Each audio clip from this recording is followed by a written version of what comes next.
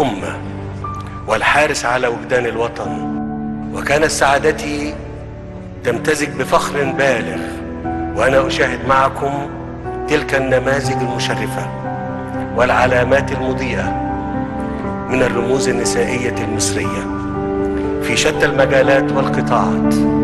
لم أكن يوما ما وراء مكسب المادي، ولكني استثمرت دمي وشبابي في تربية النشء. نفسي أشوفك. وأنا ليه الشرف. والله كان نفسي أشوفك يا سعادة الرئيس. ولا أظنني أبالغ إن قلت إن الجزء الأكبر من عظمة هذا الوطن قد استمده من روعة المرأة المصرية.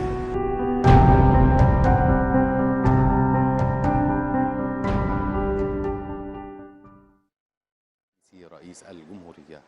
شهر مارس هو شهر المرأة المصرية، تحتفل فيه الدولة المصرية بالمرأة، بالأم وبالأخت وبالابنة والمرأة في جميع المواقع. 16 من مارس هو يوم المرأة المصرية، وال21 من مارس هو يوم عيد الأم، نحتفل فيه بكل الأمهات المصريات. إذن all Egyptian mothers, the Egyptian woman and the Egyptian mother would always be appreciated and respected throughout the year, as she is the symbol of determination, will, tenderness and kindness. Let us remember the souls of the dead mothers who are still there, and we remember their names, their words, and they will always be there with their impact. And he whose mother is alive, he should kiss her hand, and may they live long.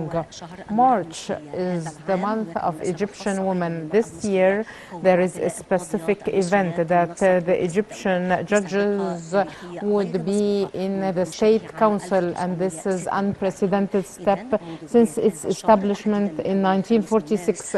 Since the 5th of March, there are female judges in the State Council along with their male colleagues, and they sit on the bench, and this is a symbol of the new republic. The political leadership, since assuming office, tried to change the position of women through benefiting from their potentials and capabilities. As we can see now, the arrival of President El Sisi to El Manara Conference Center, as he will witness the ceremony celebrating Egyptian Women's Day and Mother's Day, and during which he will honor a number of mothers and women. This year, 36 mothers are going to be honored from different governorates, in addition to the mother of a martyr from the police and another mother for a martyr from the army. President Sisi will honor them during today's ceremony under the title The Egyptian Woman, the Will of Life. The state has exerted a lot of efforts to support women and adopted a strategy for women empowerment 2030. Accordingly, all institutions and ministries are supporting women, and it is based on 4 main pillars: political and leadership empowerment of women, socio-economic empowerment of women, as well as women protection. So believing in the potentials and capacities of the Egyptian women, according to the principle of equal opportunity, is given due attention by the political leadership since President El Sisi assumed office. In addition to the importance of talking about improving the stereotype about the Egyptian woman and raising the awareness about women's rights to benefit from her abilities, and this would be part of just sustainable comprehensive development efforts. And here we are talking about protecting women against against all forms of violence and discrimination. The state has a strategy for fighting violence, and this is the roadmap. Accordingly, a number of laws were issued to protect Egyptian women from all forms of violence and discrimination. The National Council for Women in this context adopted a national system for all cases of violence against women, and they opened a number of offices to support women and shelters also for supporting women. For the first time in Egypt, a decision was made by the Ministerial Council to establish a unit to protect women from all forms of violence, and it provides services through different institutions and ministries to facilitate the procedures. The state has taken a number of steps to empower women politically, economically, and socially. When we talk about the efforts in the field of social protection, a number of initiatives were launched by the state for the protection of women, on top of which is the Kafal and Karama program that reaches out to all villages in all governorates, and about 2 million women and Egyptian families benefit from it. 80% of the beneficiaries of Takaful and Karama are women. So if we come back to talk about the protection of women, again, there were a number of decisions made to protect women in means of transport, as well as enabling her to take night shifts in a number of sectors, in addition to women's representation in the board of directors of banks and companies. Women also has enjoyed the code of conduct for fighting violence, harassment in companies or in working environment. A lot of efforts made by the state to raise the awareness of the community by using all methods, be it through art, drama, technology, social communication networks, in addition to door-to-door campaigns in villages. In the field of social empowerment of women, about 3,000 entrepreneurs were supported in the field of livestock through a number of programs like the National Program for Developing the Egyptian Family, as well as Digital Credit Tahwisha Rabha for economic empowerment of women, for comprehensive sustainable development in Egypt. You Are the Life initiative. She leads project of women in international trade, as well as she is a leader. The state launched a number of health initiatives to look after women's health, as well as natal and maternity health, in addition to initiatives for early detection of tumors and cancer, especially breast cancer. And there are a lot of medical services provided for free for women through these initiatives, and about 112 hospitals are part of this initiative, and they all provide services to women. Also, the initiative provided early detection and inspection of non-communicable diseases, in addition to the initiative Pregnant Women. All these initiatives come under the umbrella of the presidential initiative 1 million lives. And the state also supported the role of women in protecting the environment. Egypt this year hosted COP27, and within it they supported the efforts of Egyptian women in protecting environment, as well as dealing with the impacts of climate change. There were a number of campaigns to raise the awareness of women about eco-friendly practices, as well as reducing the green gas emissions initiatives, and raising the awareness of women about environmental governance governance and behavioral change for protecting the environment in Egypt. So care, development, and protection are all elements applied by the state, represented in the Ministry of Social Solidarity, that works on protecting Egyptian women as proactive measures to support her through the laws promulgated in this context. And also development and using optimally the human resources and women's capabilities through supporting and assisting her through different means the state adopted in this context, so that the Egyptian women would play a bigger role in developing the community. Also, dependent women are given due attention by the state through the attempt to identify the causes that led to indebted women phenomenon, and we are all trying to support them and get rid of this phenomenon, indebted women, and the state did not give upon them but is rather supporting them through the initiatives launched. Economic empowerment of women as well as her political empowerment is happening on different levels. This year, 2023, we have 12 women who were able to inscribe their names in the list of the 100 most powerful women in the Middle East. Most of them work in the field of economy, banking sector, oil and gas, health. 12 Egyptian women in the 100 most powerful women in the Middle East list. And by this, Egypt is ranked the second country among the Arab countries on this list. The Egyptian women are considered to be the conscience of this country, and they represent women through the role they play, and the state is supporting them as part of the comprehensive development plan, and we are reaping the fruit of all the efforts made by the state after the Egyptian women have become a role model in different fields.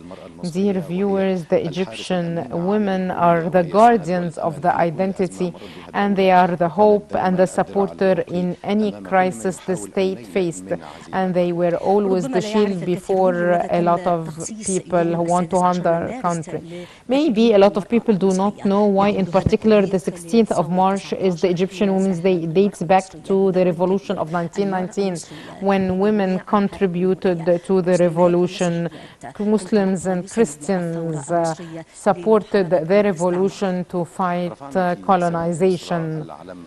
The slogan, the cross with the crescent, were carried on flags by women during this revolution, and this shows how they were supportive of men. And Ms. Huda Sha'rawi led the march of women in this field, and we can remember also the marchers who died while confronting the British forces. Ms. Naima Abdel Hamid, the martyr, Hamida Khalil, and we remember the important role played by women during 1919 revolution, and as well as the contributions they made afterwards. And since that date, Egyptian women started to gain a lot of things. In the year 1923, the first group of Egyptian women joined university, and in 1956, the Egyptian women were able to acquire a number of political and constitutional rights through running for elections of the parliament. And the struggle of Egyptian women went on over years, and they were able over the previous years to assume the high leadership post. And now female judges are everywhere. in the judiciary system. And this is a new addition to Egyptian women, not only in this field, but in all fields. We have a lot of Egyptian ministers, as well as female members of parliament in the parliament. So women assumed a lot of which, and for the first time we have Ambassador Faiza Abu Naga, the assistant to the Minister for National Security, as well as the Deputy Governor of the Central Bank of Egypt. So women were able to take a lot of posts over the previous years. Multiple achievements for Egyptian women, and Egyptian women has proven through her strong will and relentless determination that she stands with men in supporting this country, since those girls took to the streets to defend their countries. Since the first women union that was established in 1923, and as the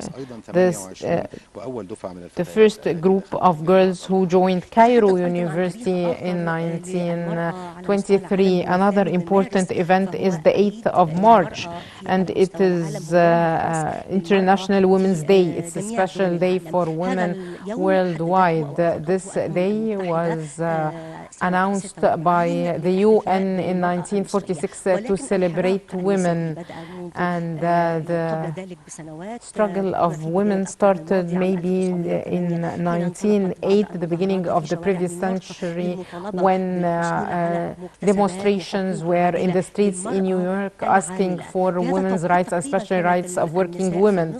At that time, women in Egypt also were struggling to enjoy the right to access the labor market and to enjoy freedom in different fields.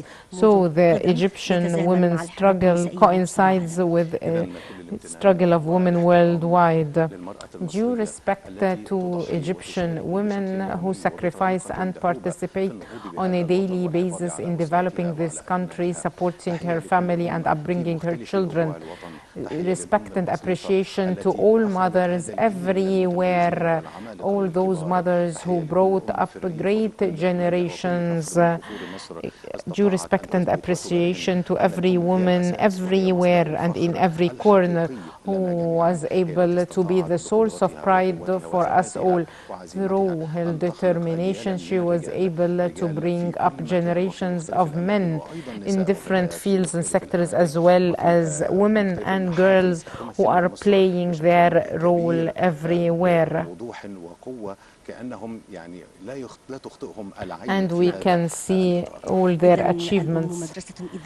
As the poet said, the mother is a school. If well developed, she will upbring a good generation. So it is mother that is considered to be the factory of men.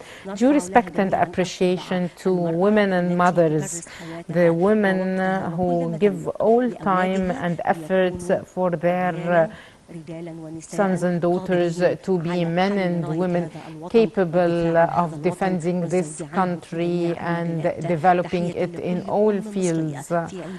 Appreciation to every Egyptian woman who is still alive or is dead. May the souls of dead mothers rest in peace.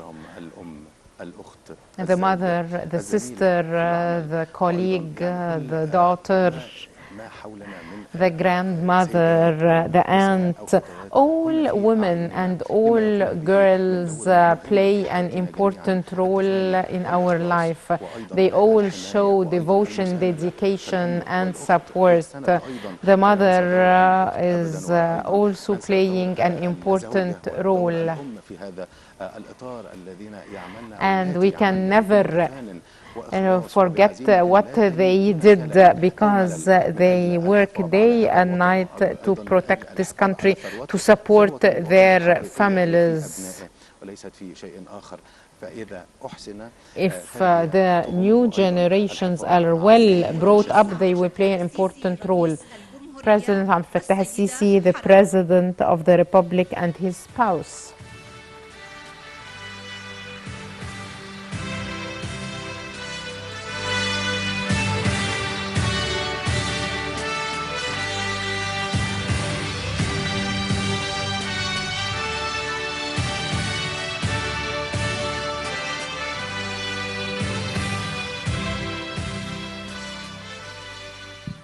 السلام عليكم. Peace be upon أهلا you. وسهلا. Welcome. أهلا وسهلا.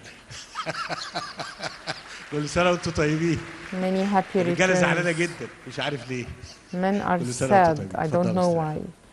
Many happy returns. Please take your seats.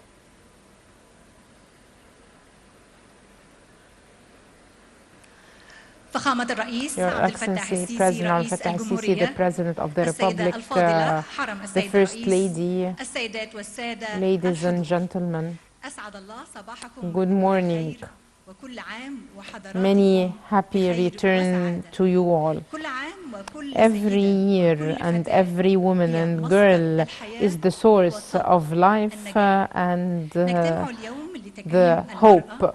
We في are اليوم here الذي convening أصبح to honor تقليداً women on a day وطنياً that has become من a كل عام. national tradition لنشهد every year أمام العالم to أجمع witness before أهمية the دور whole المرأة world the ومحوريتها importance في of بناء women الأمم and the pivotal وتحقيق role she plays الحضارات. in civilizations and المرأة building nations.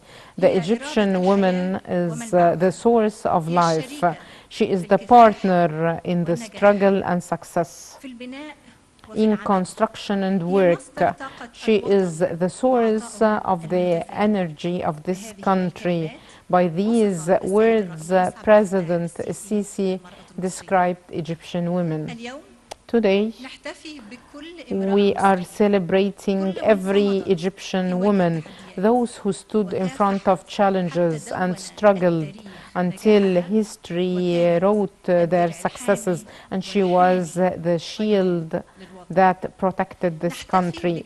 بكل We are امرأة celebrating تغلبت every woman على جميع who الحواجز overcome بدعم all الإرادة challenges السياسية with the support of the التي political آمنت will that بكفاءتها believed in her واستحقاقاتها competences and the fact that she deserves every post she assumed and every position she received.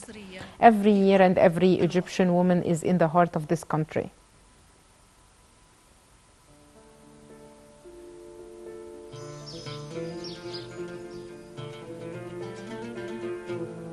هي دورها اتكتب في Her التاريخ. role was written in history. وفي اليوم ده On this day, she came to write again her name in history so that her country would be liberated. And this was the point she turned her life that was inscribed in history over years, a moment in which she bravely expressed her requests and demands. وفضل هو الحلم And this was the dream for 100 years. وتدور الأيام Days pass and she did not change. Simply speaking, this is the Egyptian woman who is different from all other women. Her dream was always to acquire her rights. ظهرت من جديد في المشهد Once more she appeared in this scene that we have all seen for stability and security to come back to her home and her country. She was distinguished in every role she played and she held on to her request. A new era started with the constitution that mentioned for the first time 21 articles that secure her rights so that she would be a main element in the equation of developing her country and making it enjoy dignity and security. In this era, we have seen ministers who do the impossible for these countries, and we have seen this members of parliament as well as governors. In addition to the first president of a court, female judges and lawyers who are always looking optimally to life, in addition to the marriage ministers. And we have seen women assuming the highest posts in financial institutions, banks, and companies, as well as the advisor of the president for national security. In this era, all women feel safe while the law is applied, starting with her right to education as well as assuming posts. And by this, she became a role model for a lot of people. She received programs to develop her skills, in schools, universities, and real attention to ending illiteracy, in addition to the initiatives for women's health.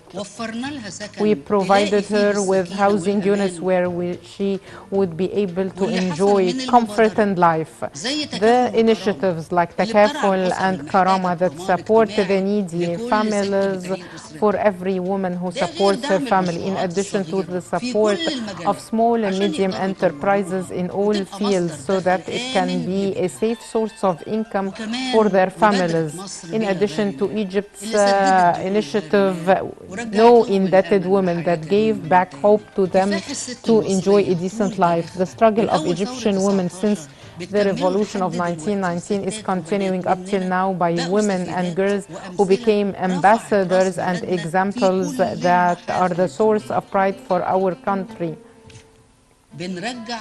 We are getting back the soft power of Egypt through an honest message that reaches out to people in all fields, and our girls assume high sports ranks. They have made record numbers and raised the flag of Egypt. Tomorrow is for all of us. The Egyptian woman is full of hope and giving. And at times of struggle, we find her real value. She shoulders the responsibility. Due appreciation to every mother, wife, Egyptian woman for her role in serving her country. Thanks to every Egyptian woman.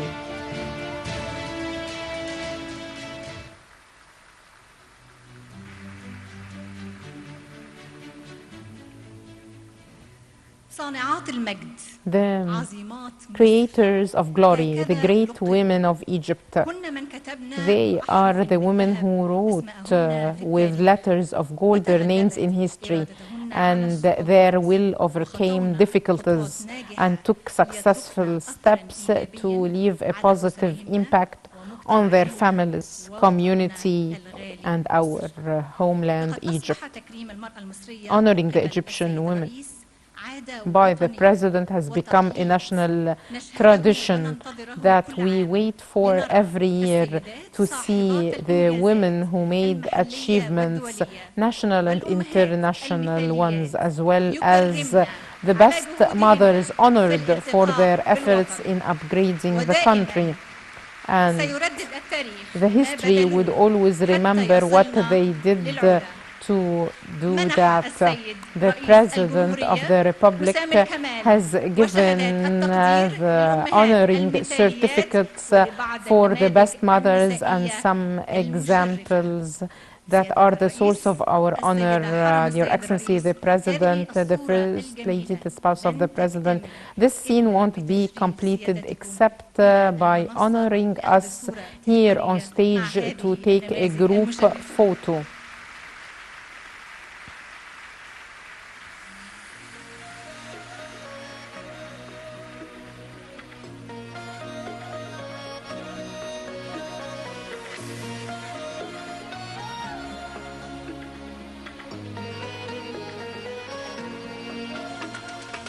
اللي سندت عليها وقعت وقفت بمسكة ايدها اللي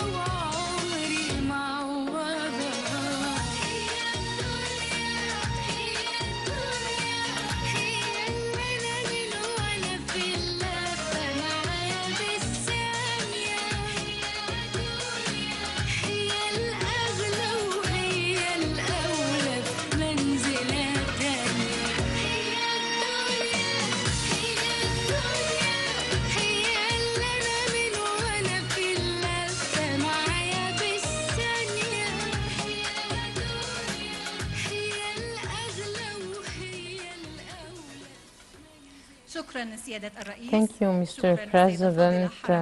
Thank you, the spouse of the President, for your support and your belief in the abilities of Egyptian women and your keenness on praising her efforts in developing the country.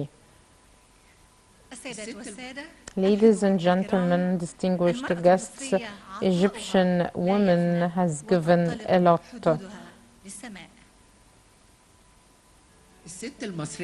The Egyptian woman has been always the pillar of her life and the supporter to her family. She has always been a leader. Once she gets an opportunity, she grows and supports others, and this is what the National Council of Women is achieving through its participation in the National Project for Developing Egyptian Women in Decent Life Villages, through programs that not only target women but the whole families.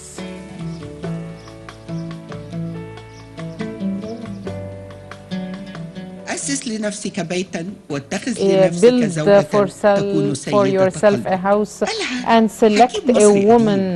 This was mentioned by an old wise person. We have seen this through the support of women to their husbands. In the camp, we covered a lot of issues related to the families, balanced upbringing, as well as the responsibilities of mothers and fathers and sharing responsibilities. We talk about expression of emotions and feelings, and this is a very nice session. A lot of people are not able to relate to their feelings and they learn how to do هو it. علمنا فعلا بجد ان احنا نكون ازاي زوجين متفاهمين. ازاي ان الهديه مهما كانت بسيطه ليها فرق مع الست، ازاي ان انا لو طبطبت عليها او اخدتها في حضني دي بالنسبه لها حاجه كبيره جدا.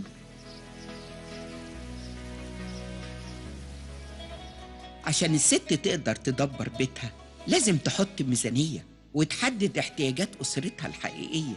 برنامج التثقيف فرق معايا كتير. ابني كان هيطلع من الجامعه بسبب المصاريف، فقلت له ما يهمكش، شوف بقى انا معايا دخل ومعايا فائض وما تشغلش بالك وكمل تعليمك، واهم حاجه ان انت يكون عندك هدف وتحققه زيي. كل متدربه هي بمثابه دايره نور للدايره الصغيره اللي حواليها، فلو مش كل القريه اتدربت مجرد المجموعه المستهدفه اكيد هتفرق مع المكان كله. انت تيجي دلوقتي تلاقي عندنا البلد دلوقتي اللي فاتحه مشروع اعلاف، اللي فاتحه ملابس، الستات طورت من نفسها وكل واحده بقت لها ميزانيه خاصه بيها تجيب حاجه هي عايزاها لاولادها. عمر ما حد فكر فينا ولا حد فكر في الست اصلا اللي عندنا في المركز غير المجلس القومي للمرأة.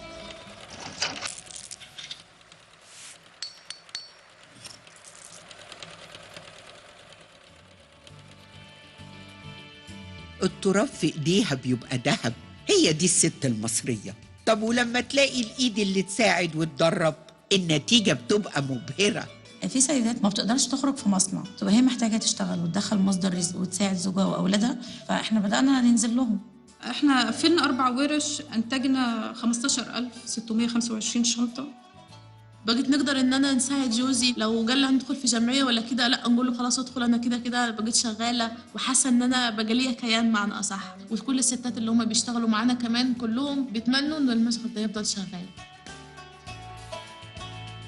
انا لما شفت فرحه اولادي وهم شايفين الفوانيس اللي انا مطلعاها كنت مبسوطه من جوايا ان انا بقالي شخصيه وان انا بعمل حاجه حلوه تنفع حد غيري. عندهم طموح مش طبيعي وعندهم فعلا مواهب. يعني انا مجرد ما بعلم غرزه في المكرميه انا بلاقيهم اشتغلوا وطلعوا انتاج انا ممكن اخد منهم فكره. الغرض من التعليم ان احنا نعلمكم انتوا وانتوا اللي تقوموا بالقريه بتاعتكم كلها، يعني انتوا اللي هتنموها مش احنا. بدات ادرب حد من صحابي وقرايبي وكده ان هم يبقوا معايا ويساعدوني.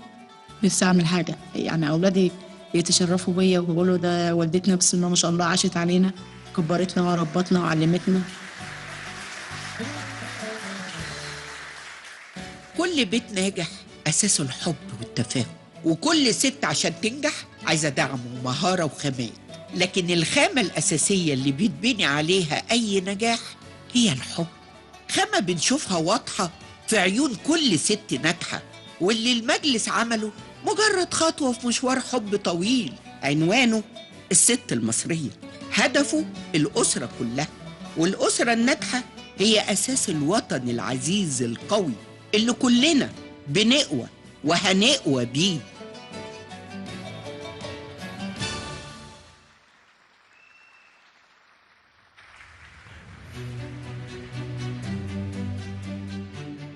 المجلس القومي للمرأة National هو Council بيت for المرأة Women is the المصرية، house of هو Egyptian من women, شاركها and في it كل shared خطوة her نجاح in every ودعمها في successful كل step الأوقات، and supported هو من صار her through بخطوات all ثابتة times. ومدروسة It في المشروع القومي followed the لتنمية national الأسرة project for المصرية developing the Egyptian لتمكين family كل to سيدة، empower مهد لها every الطريق woman. It حتى paved the way تشرع for في her so تحقيق that she أحلامها can start وتبني achieving her أسرة dreams and مستقرة. build a كلمة stable الدكتورة مايا family. مرسي رئيس The المجلس القومي speech of للمرأة Dr. Maya فلتتفضل Morsi, سيادتها. the chairwoman of the National Council for Women.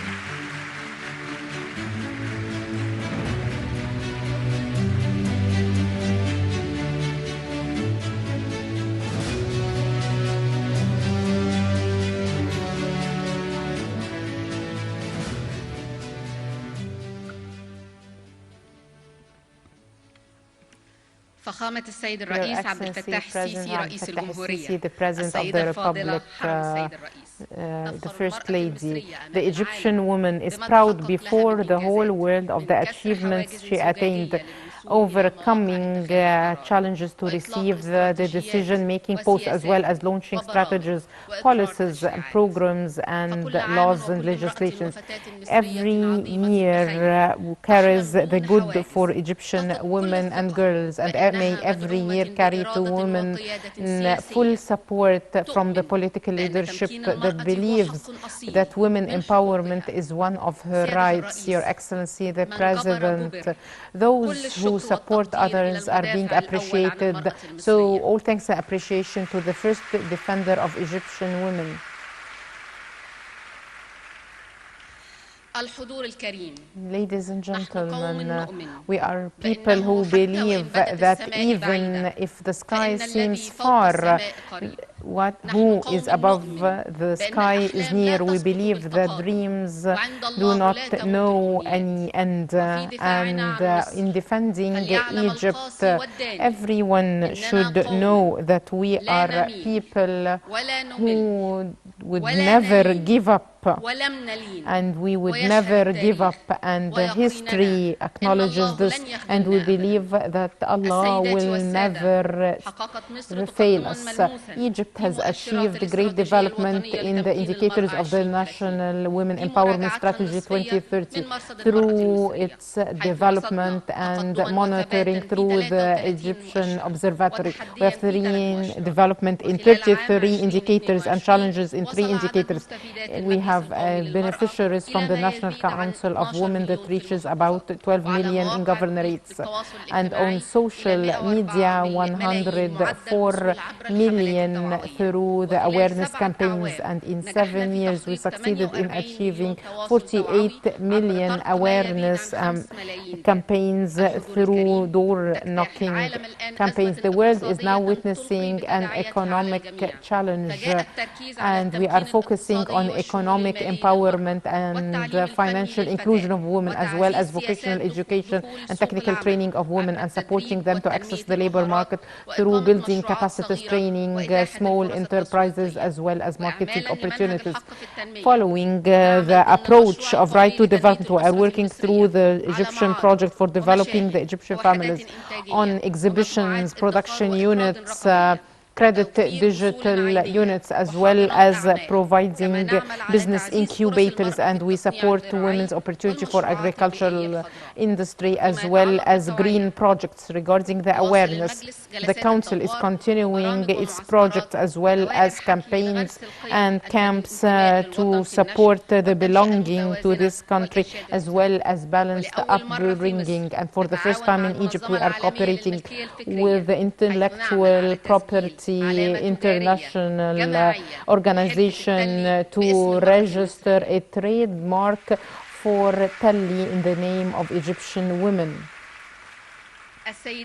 Ladies and gentlemen, within the framework of the national mechanisms and laws, as well as the referral mechanisms for protecting women from all forms of violence and harmful practices, female genital mutilation has reduced to reach 14% for the age 0 till 19. And for the first time in Egypt, we launched the training-free program accredited for psychological and mental health of women, as well as supporting women socially within the framework of laws and legislations. We are looking forward to a labor law supportive of women that provides a safe, supportive working environment, as well as heightening penalties.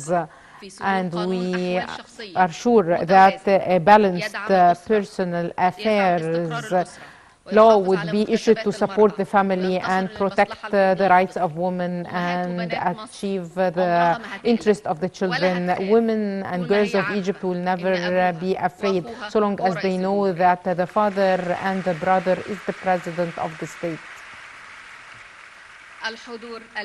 Distinguished guests on the international level, Egypt is member of the Committee of Anti-Discrimination in the UN, and there is an element for women within the partnership mechanism with the UN. We launched the first presidential executive initiative for African women in COP27 in partnership with the United Nations. Ladies and gentlemen, because our girls are the future, we launched the National Framework for Investing in the Girls of Egypt under the auspices of the First Lady from the heart of United Nations with great international appreciation, and the initiative of Dawi Noura to raise the awareness and training and empowerment and protection was able to reach 60 million viewers and 95,000 beneficiaries in the different governorates. Your Excellency the President, let me extend thanks and appreciation to the Prime Minister and his government for the strong partnerships and cooperation on the file of women empowerment. I would like to extend thanks and appreciation to the partners from the private sector, the civil society and international partners. And I would like also to thank my colleagues, members of the National Council for Women, as well as technical committees, the Secretariat, and the rapporteurs and the members of the different branches, the volunteers, and the forum of Dr. Nabil Samouil for civil society, the preachers, the nuns, the trainers, the facilitators. Deep thanks and appreciation to you all. Your Excellency the President, women and girls empowerment is an option and a decision and a fate, and it is a right. And this is the era of achieving all our hopes and ambitions. Deep thanks and appreciation, Your Excellency the President, and many happy returns.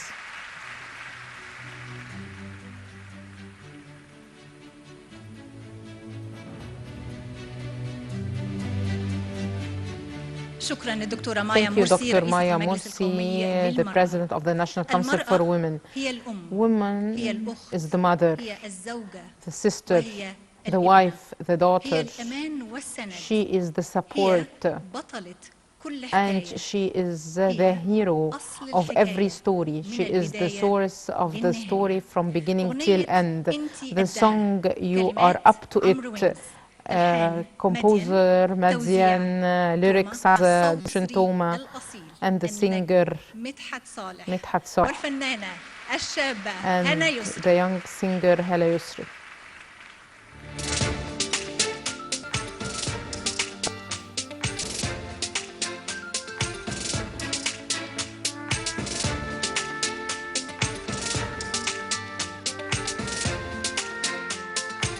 طول عمرك وانتي قدها،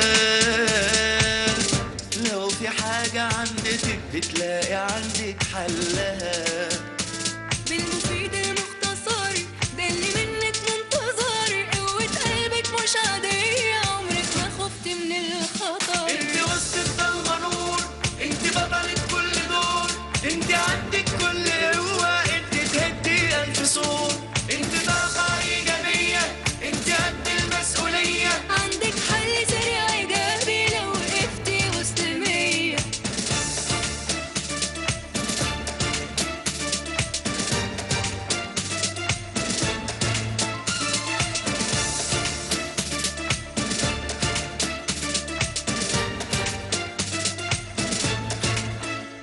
ألف شكر وألف تحية للست الجدعة المصرية، وقت الشدة هتلاقيها عندها عزيمة قوية. ألف شكر وألف تحية للست الجدعة المصرية، وقت الشدة هتلاقيها عندها عزيمة قوية. أنا في طريقي مكملة بتحدى أي مشكلة، لو أي حاجة قابلتها معرفش أكون مستسلمة. انت وسط الضلمة نور، انت بطلة كل دور، انت عندك كل قوة، انت تهدي ألف صور، انت طاقة إيجابية، انت قد المسؤولية، عندك حل سريع إيجابي لو وقفتي وسط مية.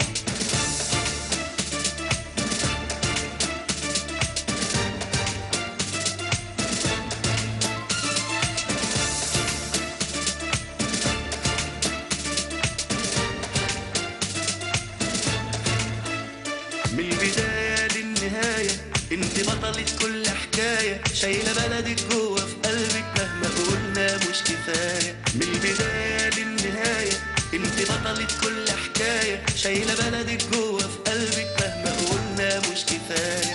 أنا القوة والحنية والسنين شهد عليا، افتحوا كتاب التاريخ تلاقوا رمز الإنسانية.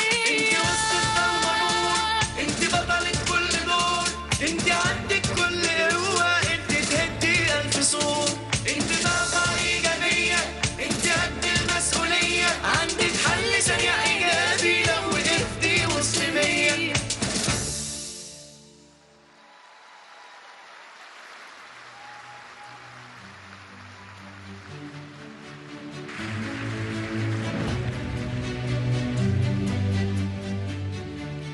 كل الشكر والتحية لكل Thanks سيدة to وأم every مصرية. Egyptian mother and woman. وأشعار كثيرة Words and poems were written for women and mother. And now this poem from Faris Qatriya.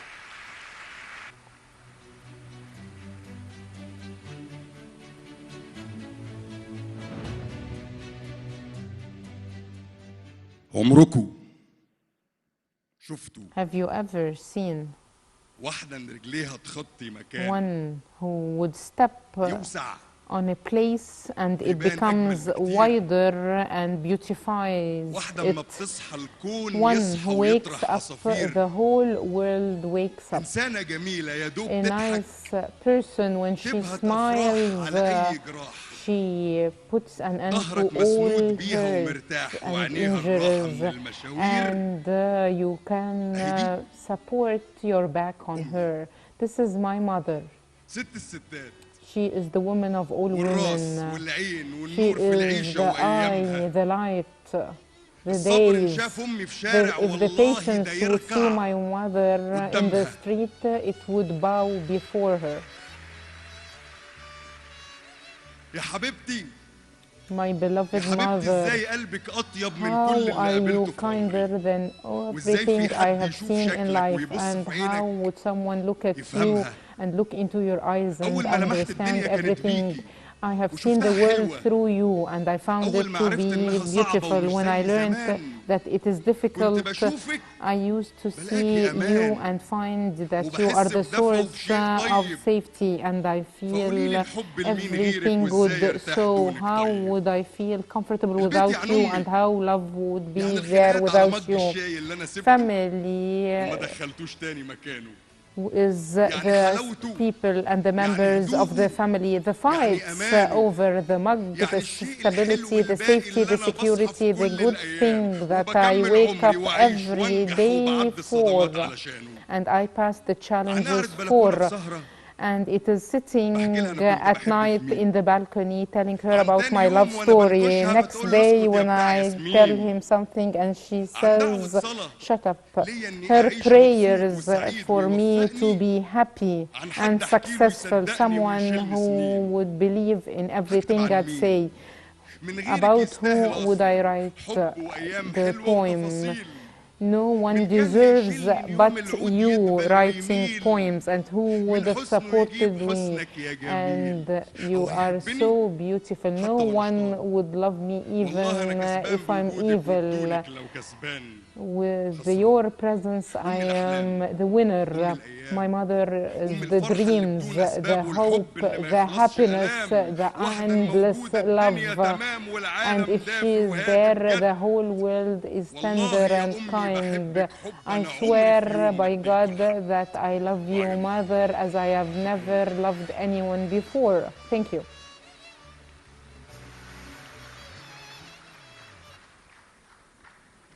مجهودات حثيثة The وكبيرة efforts of the state are multiple for women empowerment.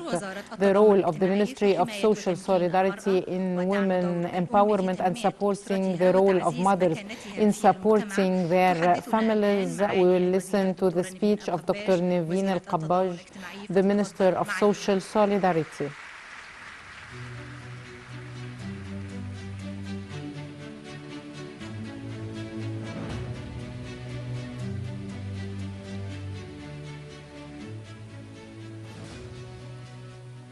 بسم الله الرحمن In the الرحيم. name of Allah, السيد الرئيس عبد Your الفتاح Excellency السيسي President رئيس Fattah الجمهورية، Sisi, the President of السيدة the الفاضلة Republic, حرم السيد الرئيس، the السيدات First والسادة Lady, الحضور ladies and الكرام، gentlemen. تحية خالصة من القلب Greetings لجميع from the نساء heart وأمهات to all في جميع women and الأماكن mothers in والأزمنة. Egypt, everywhere كل and سنة throughout وأنتن عظيمات time. ومنتجات. May every year you be وإن كانت productive and الأمومة great, لست بحاجة and إلى يوم واحد ليكون عيدها، motherhood does not لأنها need تسكن one في day عمق to القلب celebrate it because it وبصميم is الروح. in the heart and in the وفضلهن soul, علينا لا حدود and له. their الأمهات هن importance أفضل is كتاب نتعلم limitless. منه. The mothers are نتعلم the منهم best مبادئ thing from والأخلاق which we learn ودروس values, الحياة. principles, lessons of نتعلمها life. من We أفعال learn it ونظرات from وإيماءات أمهاتنا. looks as هن well as حقا smiles ودائع العلم and words of mothers. ومخزون They are the الثقافة source of الشعبية knowledge, والفطرة الطبيعية. culture, هن اللاتي and عرفن traditions. طريقا They know للعطاء the source فسلكوه، of giving and they واللاتي have followed عاهدن it. الوطن They are the one إخلاصا who فأوفوه. pledged to be devoted to this country وإذ and لاقوا they met their الصعب pledge. And when they face واجهوه difficulties, وتحدوه. they confront and الأم challenge هي it. القوة الممزوجة Mother بجذور is the الأصالة power والحنو mixed والإرادة. with the kindness فصلاح and tenderness. المحصول يبدأ من البذور. The seeds فقوة are أم the موسى source عليه of the good السلام هي vegetables. التي The دفعتها power لأن of تودعه في the البحر mother of حتى عاد Moses إليها enabled عزيزا her آمنا. to leave him in وقوة a boat السيدة in the مريم sea until العذراء he هي التي came back أعانت to her. السيد And it المسيح is the على power تحمل of المشقة Virgin لتأدية Mary رسالة. that enabled ونأتي لخاتم Jesus to play الأنبياء his رسولنا role. القوي الأمين And the last صلوات prophet, الله عليه وسلامه.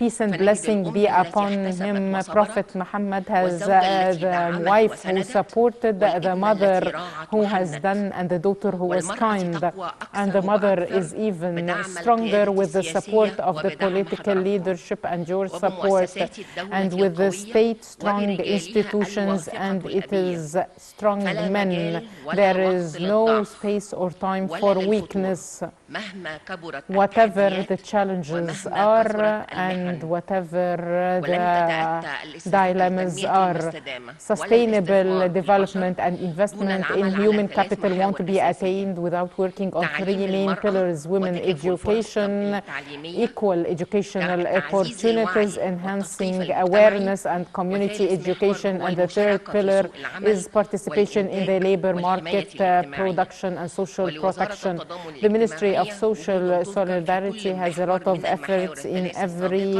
of the نذكر 3 منها pillars. إنجازاتنا على مدار We العام have made الماضي. achievements over the past على 2 المحور الأول years. تعليم المرأة First, women وتكافؤ الفرص education and التعليمية. equal educational تم إعفاء 3 opportunities. مليون We have فتاة exempted لأسر 3 برنامج million تكافل girls from the بدفع families of مصروفاتهن Takaful and Kalama المدرسية program through لدعم paying their تعليم educational الفتيات fees ولحمايتهن to من support الزواج their المبكر، education and protect them وذلك from early بزيادة marriage 17% by an increase of عن العام الذي 18% from the previous وبتكلفة year تتخطى and the cost مليار that جنيه. exceeds 1 billion pounds. 500,000 طالبة من الأسر 500,000 غير students القادرة from وغير poor المغطاة بتكافؤ families and وكرامة those not تم covered by دفعهن Takaful and Karama. مصروفاتهن We have paid the المدرسية educational بالتعاون fees مع for وزارة their التربية girls in والتعليم cooperation with the Ministry of بزيادة Education أعداد تصل ل by 23% increase تحت of مظلة برنامج 23% تكافؤ in numbers الفرص under the التعليمية. umbrella of Equal فلا Educational أحد خلف ركب Opportunities Program. التعليم No مهما one كان should be فقره left ومهما behind كان from the وضعه education ومهما even كانت if he is إعاقته. poor and has a disability. 900,000 سيدة 900,000 women has learned to read and write under the umbrella. No illiteracy, so poverty is not just financial, it might be in education and culture. This was done in cooperation with the General Authority for Adult Education with an increase 34% than last year. We upgraded 1,000 community schools in partnership with civil society organizations to give a second opportunity to those who are above the educational age or dropped out of school. The second pillar, raising the awareness and community education. We cooperated with the Egyptian Fatwa House and Al Azhar and the church to standardize the awareness, religious, social messages, and we increased the number of female leaders to be 15,000 community leaders. Thanks to your directive, the President by an increase for 45%, and we are developing for the first time 1,000 male community leaders to target men with the awareness campaigns. The leaders implemented campaigns for awareness in coordination with religious leaders and community leaders to reach 21 million citizens, improving the positive behavior as well as upholding the value of women, family, environment, and community, the citizenship, and the country. We trained 5,800,000 young men and young women who are about to get married for the presidential program you launched under the title Rapport to Protect the Egyptian Family. And the campaign is targeting reduction of divorce, and it reached 25 million citizens. We increased the centers and the shelters for battered women to be 11 centers, in addition to a center to confront human trafficking with an increase of 22%. And Your Excellency gave the directives in cooperation with the Ministry of Higher Education and Scientific Research to enlist this curriculum as a must before graduation, and also in coordination with the Ministry of Justice to be a commitment before marriage. And now the element economic empowerment and participation in the labor market and social protection. We financed 400,000 micro enterprises over the previous years, and women represent 75% of the beneficiaries, with a percentage of interest rate that ranges between 5 to 9%, taking into consideration the soft loans. In addition to training 292,000 women to qualify them for the labor market, be it to have micro enterprises or to work for others. Developing 44 service centers for working women in partnership with the Ministry of Manpower. We also doubled the family production exhibitions for handicrafts to reach 21 exhibitions annually, in addition to 38 permanent exhibitions, and the female exhibitors are 74%. In addition to supporting regional marketing and receiving regional exhibitions under the title The House of Arabs in partnership with 13 Arab countries. The Ministry of Social Solidarity is ranked first in the policy of applying financial inclusion policies, and we issued 11.5 million MISA cards for the beneficiaries of the ministry, and the financial inclusion percentage of women of the 11 million cards is 64%. For retired people, the percentage of women is 60%, with a total 6,500,000 cards. And women takes the share of the insured ones 24%, with a total 3,300,000 insured persons. This means that a large percentage of working women are not listed in social protection, and they are seasonal workers. We paid the debts of 5,000 indebted women in coordination with the Ministry of Interior, the Ministry of Justice, with a total cost of £207 million, so that they would be released from prison. 830,000 dependent and divorced women receive financial aid from the Ministry of Social Solidarity or the Fund of Family Insurance from Nasser Bank with an annual cost of £5 billion and an increase of 32%. 1 million women who are disabled and aged who are well deserving of services receive care services with a cost 2,400,000,000 Egyptian pounds annually. At the end of my speech, I would like to tell the Egyptian women that challenges come to those who are capable of facing them, and the land will expand according to our dreams. So promise yourself that you would be successful on your hands. Countries are constructed, and in your heart a light for the whole world, for the Egyptian women. You who with your kindness move the cradle, and you are able through your will determination to change the whole world with your right arm. Sorry if we have shortcomings. We bow to kiss your hands, and we wish that you would be satisfied with us. Through your satisfaction only we would improve our hearts, and our efforts would flourish, and our works would be blessed, and our humanity would be completed, and God would be satisfied with us, and we can then belong to this beloved great country. Thank you, Mr. President. Many happy returns.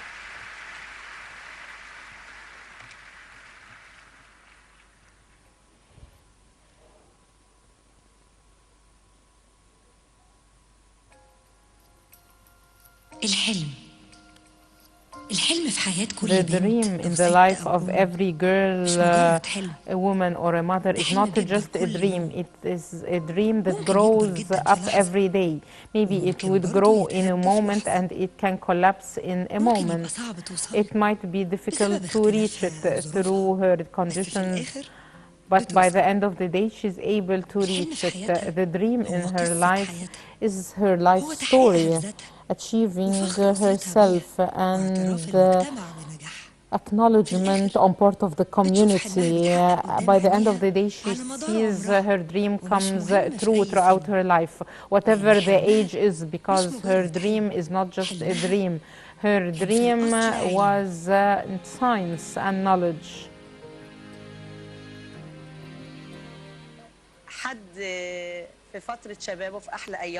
Someone who was young on his birthday gave me the birthday, and he kept telling me that you will have a surprise, and the surprise was that he would die in an accident on the same day. I was only 30 years old, so people thought that I will get married and their uncle will take the kids. How can this be a tradition? So I chose to study, to learn, to read. My friend was the book. I feel tired at home, but when I go to a training room or to a classroom, I become active. I cannot take the agricultural lands of my husband except when my sons grow up. And of course I have a salary and a pension. Their smile is the world. I am happy to see the smiles and the laughs of my sons.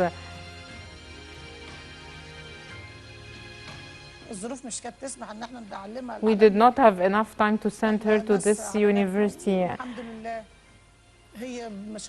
And since she was young, she loved the education and she does her best. And she would make up for what I was not able to receive from education. I was in a blind people's school, and I have received a good rank, so I applied for USAID scholarship, and this is my second semester. One of the preconditions was for the beneficiaries of Takaful and Karama, and now I have major mass communication or journalism, and my minor would be marketing or business. The Ministry of Social Solidarity provides all blind students with laptops, and this would be very helpful.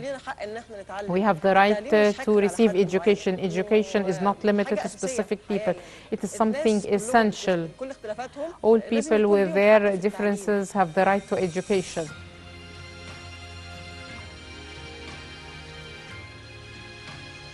أنا مواليد 36. I was born in 1936 in March. يبقوا كام 74. Then I'm 78 years old. عشان يبقى جميل لكن ما فيش فايدة. I want to appear younger. My father was from Upper Egypt. He did not send me to school. He sent the boys and not the girls. And some people say you would be educated at an old age. No, it's better to get educated even if you're old. They told us that there are here literacy classes. So I said, why don't I join?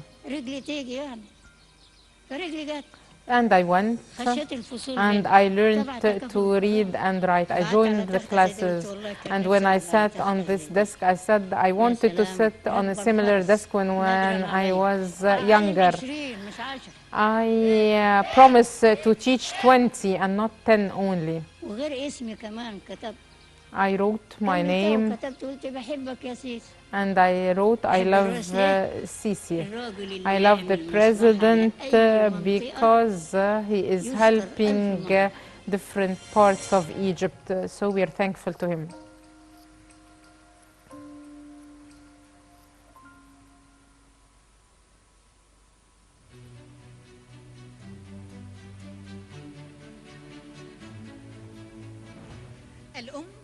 The mother is the kind, warm heart, the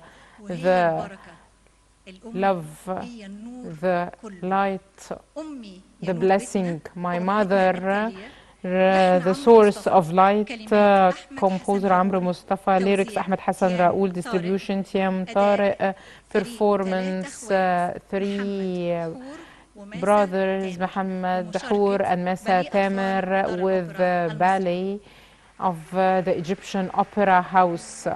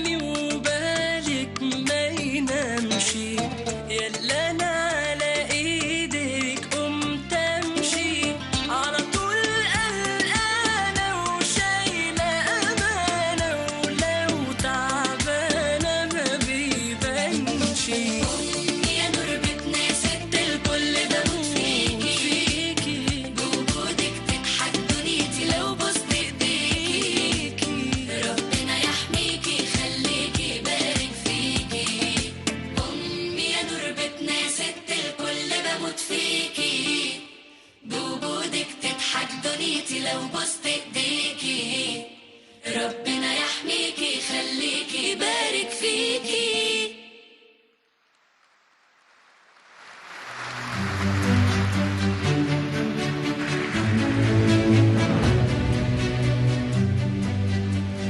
هل هي صدفة أن يكون كل ما هو جميل أنثى؟ السعادة، الكرامة، الإرادة، البهجة، الإنسانية، الكلمة أنثى، The word is الهمسة even female. حتى الراحة. The whisper, even the الأغنية comfort. التالية Next بعنوان song under the title كلمات دكتور مدحت Women. العدل، Lyrics مدحت العدل, توزيع composer هشام مادي، جمال, distribution غناء مادي, الفنان هشام singer جمال، هشام الفنان جمال, محمد جمال، محمد جمال, والفنانة زينب حسن. زينب حسن.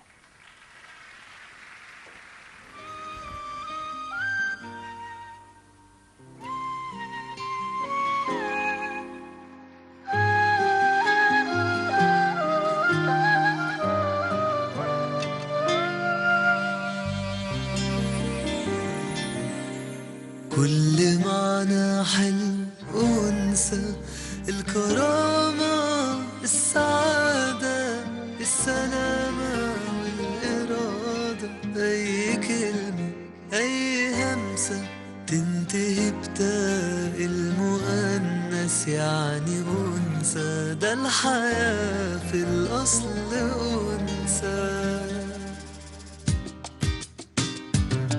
مش نص الدنيا لكن دي الدنيا كلها. مهما أكبر أو أتوه ماليش غير حضنها، تمسح عنك عذابك وترجع لك شبابك بدعوة حلوة تطلع من جوا قلبها. أرضنا في الأصل رمز للخير والجمال، زوجة بنات تضم حكايات علم وخيال. شوف تاريخ الإنسانية زي مريم نورانية، أهدت الناس النبوة، حققت معنى المحال. يا أمي يا أمي يا أمي يا أمي.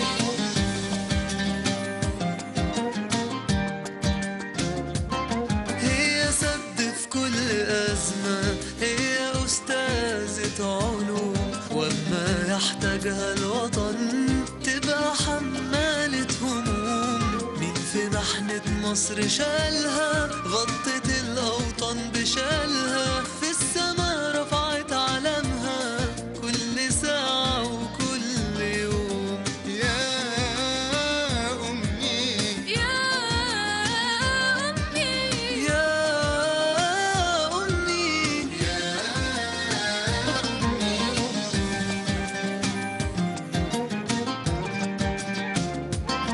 كل معنى حلو أنثى، الكرامة، السعادة، السلامة والإرادة. أي كلمة، أي همسة تنتهي بتاء المؤنث يعني أنثى. ما الحياة في الأصل أنثى.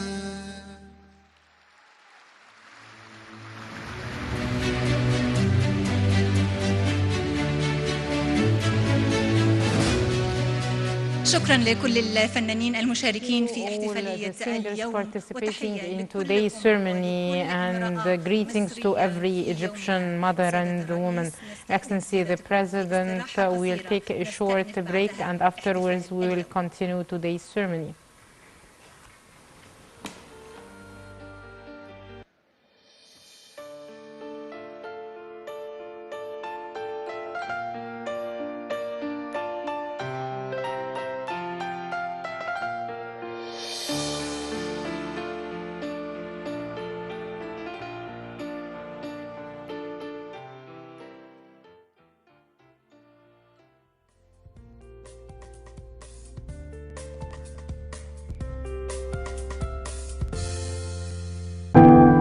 سيدات مصر العظيمات، تحية وإجلالا للمرأة المصرية، صوت ضمير الأمة والحارس على وجدان الوطن.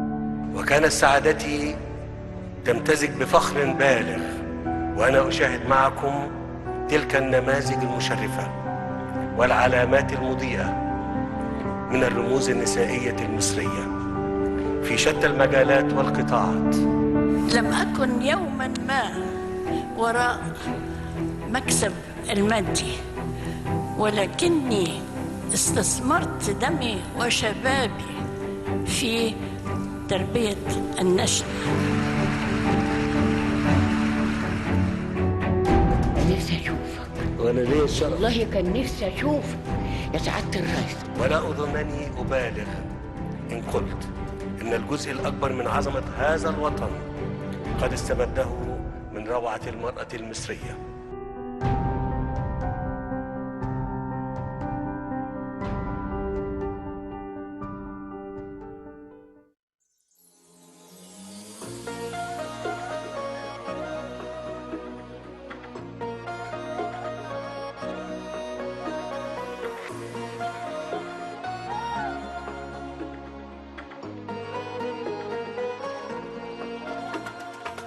اللي سندت عليها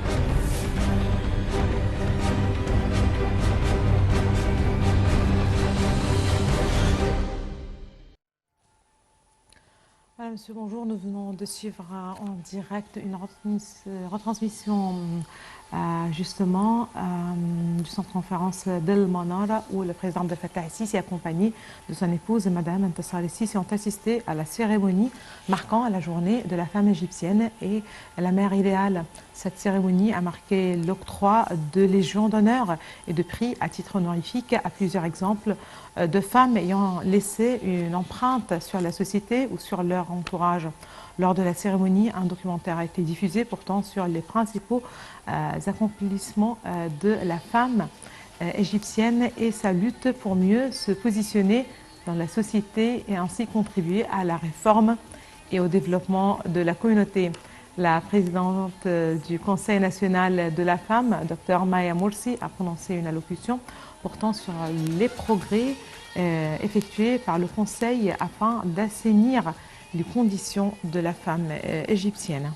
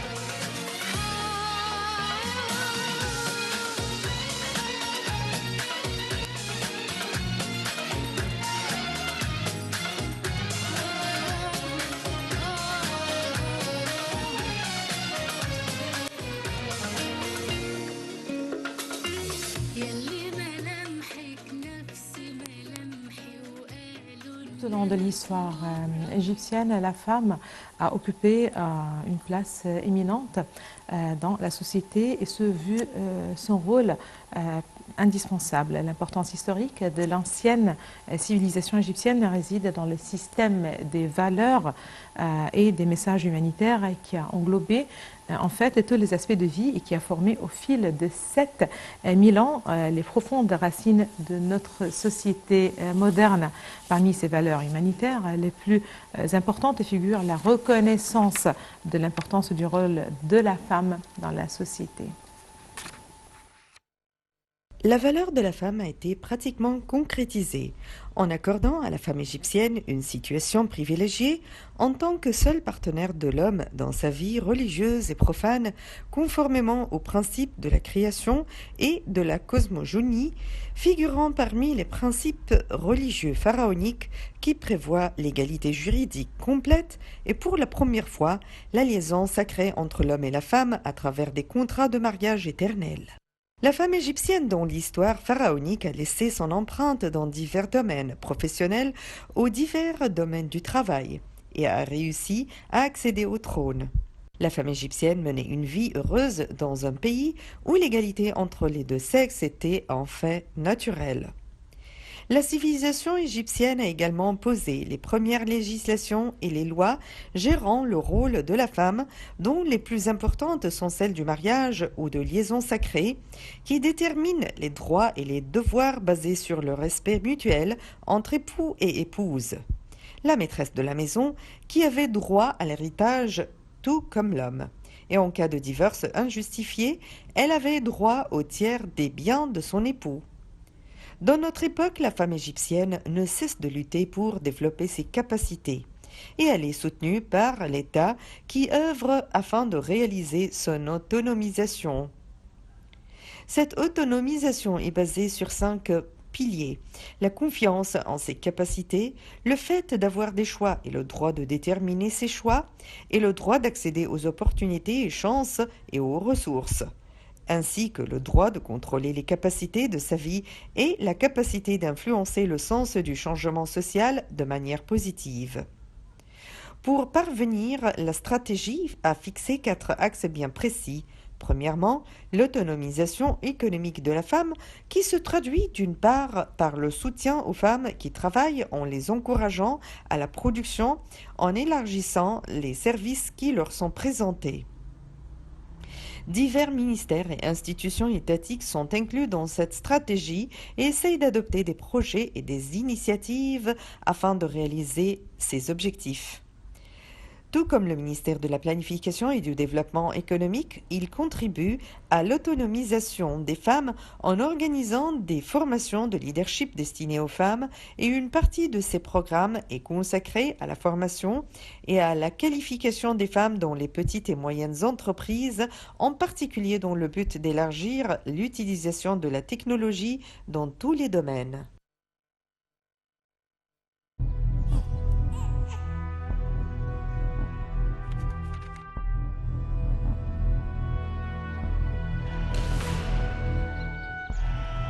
المرأة في مصر من 70 80 100 سنة كان ليها دور وطني عظيم. 2013 و12 تحركت دون استدعاء من أجل الحفاظ على هوية مصر.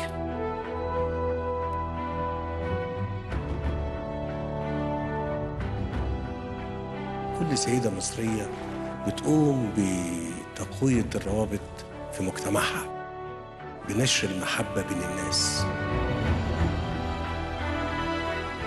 أنا عايز أقول بس إن المرأة لما جينا نعمل لهم مشاريع كانت هي أكثر نجاحاً من الرجال.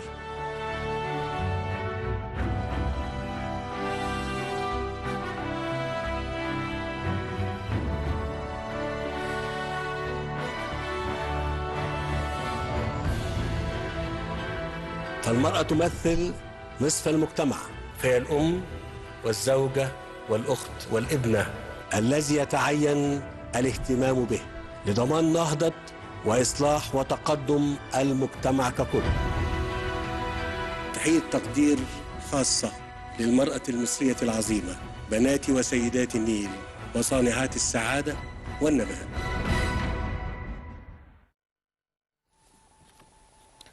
Le président Abdel Fattah El Sisi, accompagné de son épouse, Madame Entisaar El Sisi, ont assisté ce matin à la cérémonie marquant la journée de la femme égyptienne et de la mère idéale. Cette cérémonie a marqué l'octroi de légions d'honneur et de prix à titre honorifique à plusieurs exemples de femmes ayant laissé une empreinte sur la société ou sur leur entourage.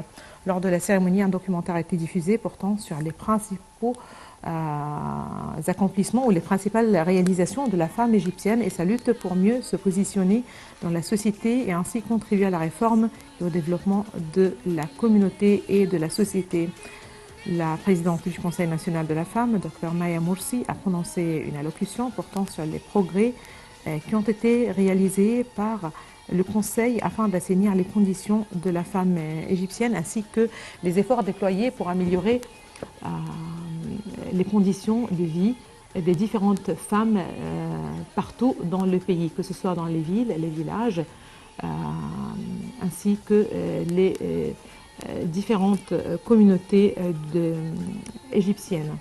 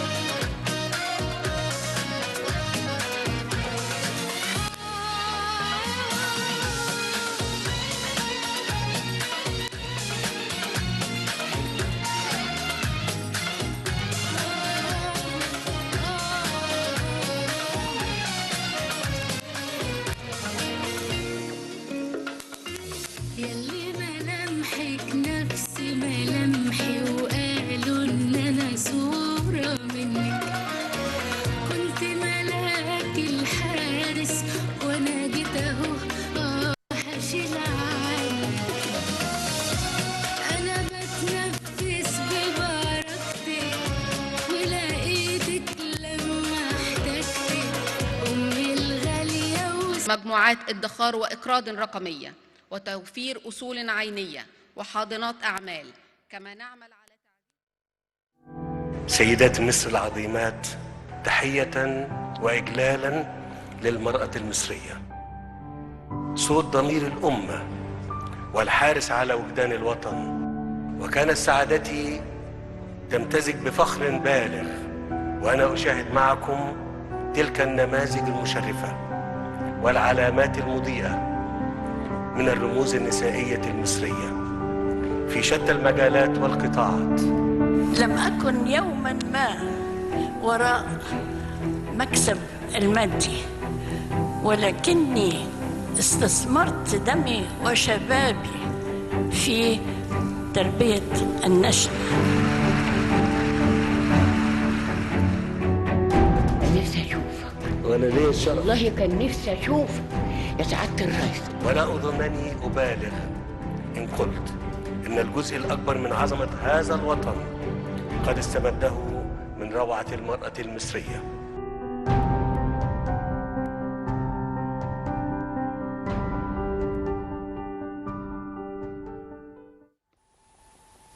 La femme égyptienne vit son âge d'or depuis l'arrivée au pouvoir du président Abdel Fattah El Sisi en 2014, date à laquelle le président El Sisi a placé les droits de la femme et son autonomisation dans divers domaines au sommet de ses préoccupations.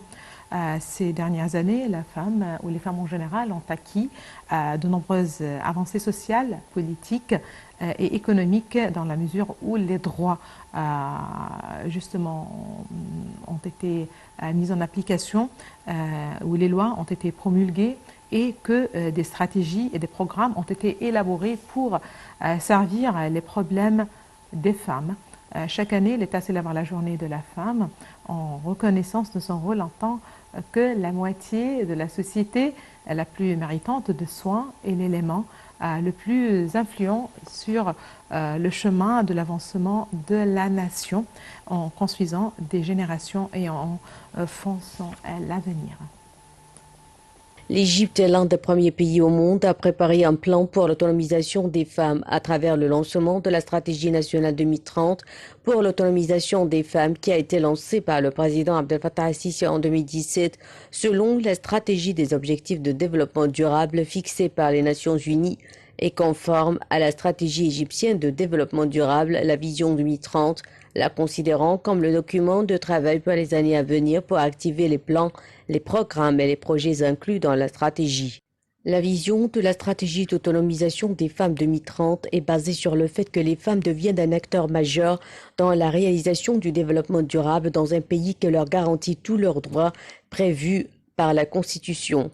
Le Conseil national a également identifié des mécanismes de suivi de la mise en œuvre de la stratégie nationale pour l'autonomisation des femmes, le suivi périodique de la stratégie au niveau du Conseil des ministres et du Conseil des gouverneurs tous les 3 mois et le suivi continu à travers l'Observatoire de la femme du Conseil national de la femme. La stratégie comprend 4 axes principaux: l'autonomisation politique, en renforçant les rôles de leadership des femmes, l'autonomisation économique, l'autonomisation sociale et la protection de la femme, en plus du changement de la mentalité, de la culture et du point de vue de la société à l'égard de la femme égyptienne. La déclaration par le président Abdel Fattah El Sisi de 2017, année de la femme égyptienne, est comme une affirmation de son appréciation pour les femmes, de leur position dans la société et de la conscience de l'État et de leur rôle constructif dans le développement.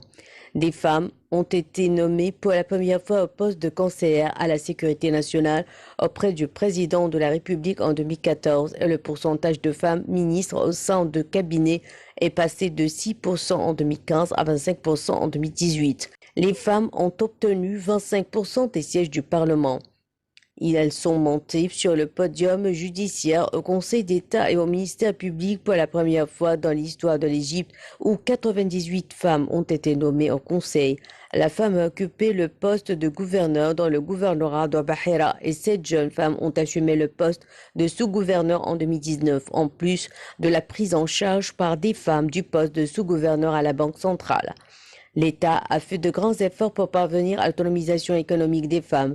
Il a mis en place de nouvelles réformes législatives qui soutiennent l'autonomisation économique des femmes, telles que la loi sur l'investissement et la loi sur les faillites.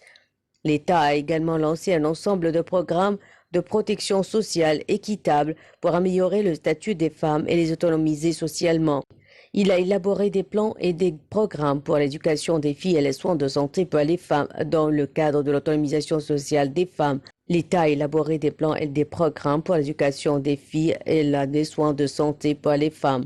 Dans le cadre de l'autonomisation sociale des femmes, l'État a également soutenu les familles dépendantes des femmes et les familles les plus nécessiteuses par le biais du programme de soutien financier fourni par la Banque Nasser d'une valeur de 50 millions de livres égyptiennes, en plus de lancer une initiative nationale pour les micro-entreprises financée par le fonds Vive l'Égypte, où un montant de 250 millions de livres égyptiennes a été alloué au profit de l'initiative.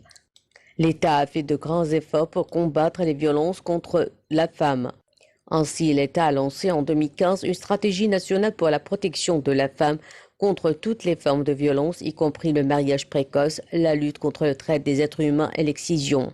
La stratégie nationale des droits de l'homme lancée en 2021 protège les droits de la femme dans la société égyptienne, étant convaincue qu'il n'est pas possible de promouvoir et de protéger les droits de l'homme sans protéger les droits de la femme.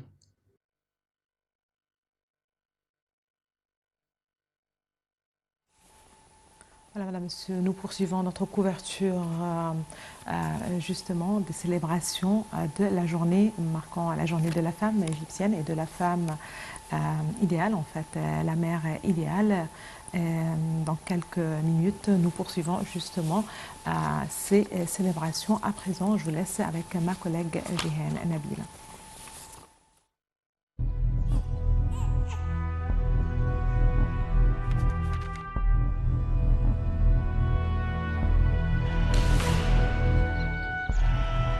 المرأة في مصر من 70 80 100 سنة كان لها دور وطني عظيم. 2013 و12 تحركت دون استدعاء من أجل الحفاظ على هوية مصر.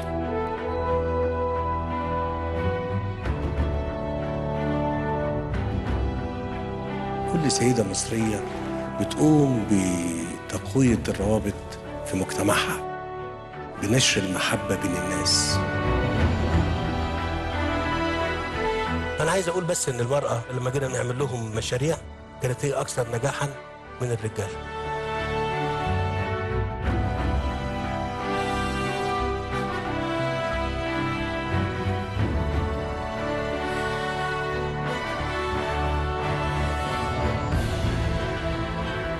المرأة تمثل نصف المجتمع، فهي الأم والزوجة والأخت والابنة الذي يتعين الاهتمام به لضمان نهضة وإصلاح وتقدم المجتمع ككل.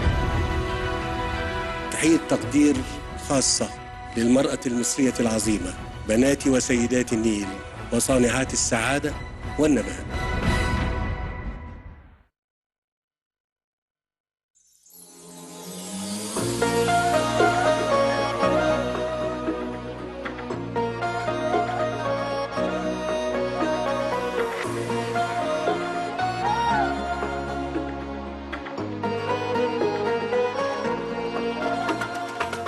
اللي سندت عليها وقعت وقفت بمسكة ايدها، اللي حفظت الشعر عشانها وغنت قولها في عيدها، أول دلع اتدلعته أحلى كلام حلو سمعته، أمي الغالية وست الناس نعمة وعمري معوضها. هي الدنيا هي اللي أنا من وأنا في اللفة معايا بالثانية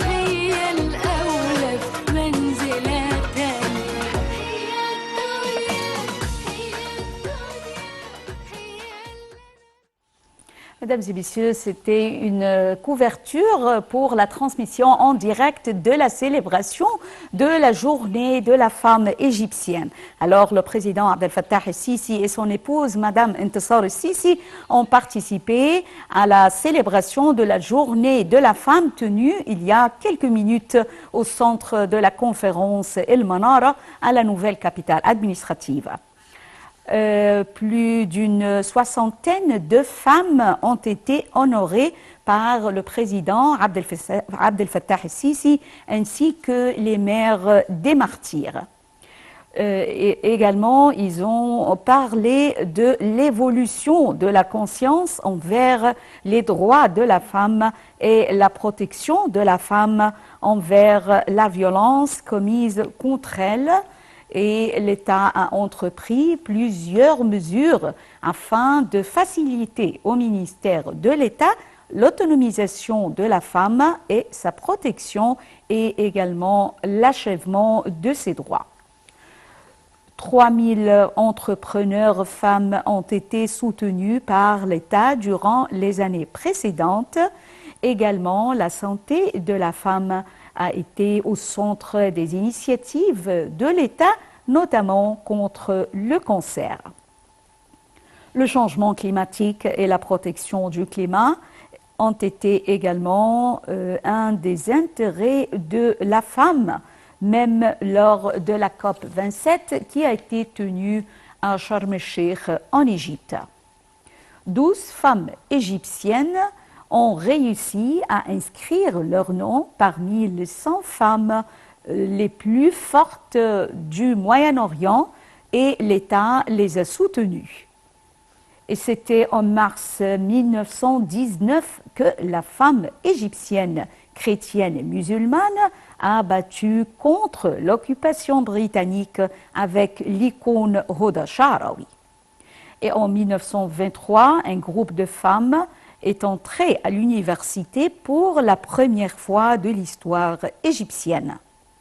L'ambassadeur Faiza Abou-Naga, des ministres et des parlementaires femmes qui assument leurs responsabilités complètement avec conscience et envers leur patrie.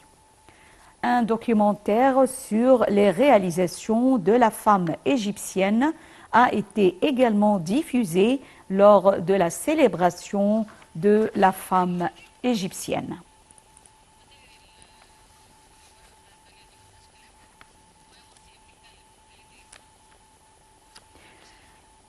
L'Égypte célèbre chaque année la journée de la femme à sa propre façon. Il s'agit d'une journée traditionnelle pendant laquelle se manifeste la reconnaissance quant au rôle féminin dans les différents domaines, que ce soit familial ou même professionnel. La journée de la femme, qui intervient au moment où les acquis de la femme en matière d'autonomisation politique et économique continuent à se consolider jour après jour. En Égypte, comme dans le monde entier, le mois de mars représente le mois de la femme excellence.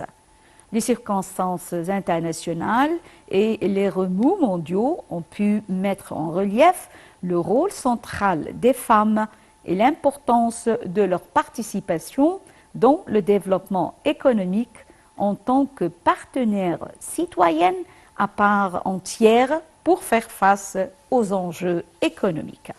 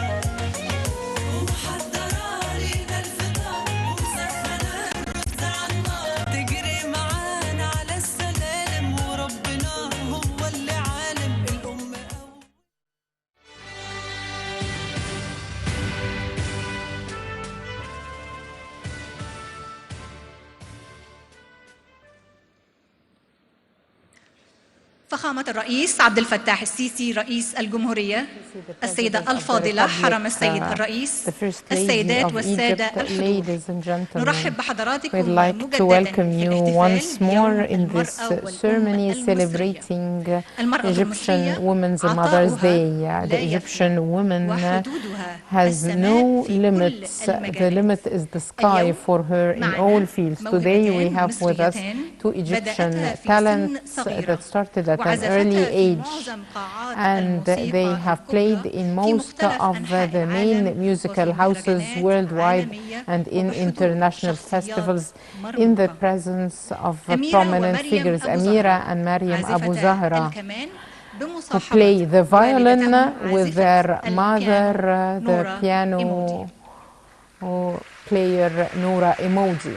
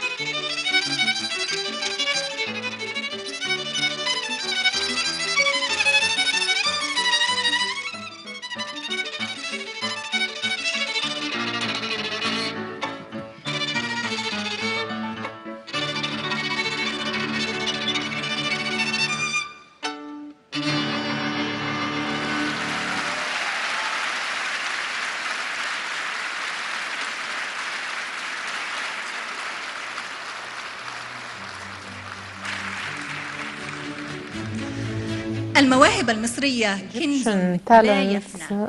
هي a treasure. She is an Egyptian artist who was able to mix Oriental music with Western music, and she is a marimba player. She spreads peace and joy through music.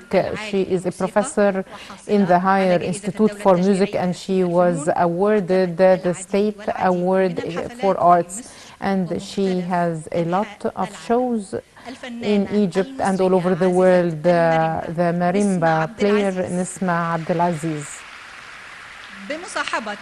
accompanied by Mohammed Isam, the pianist, and Gamal Ala.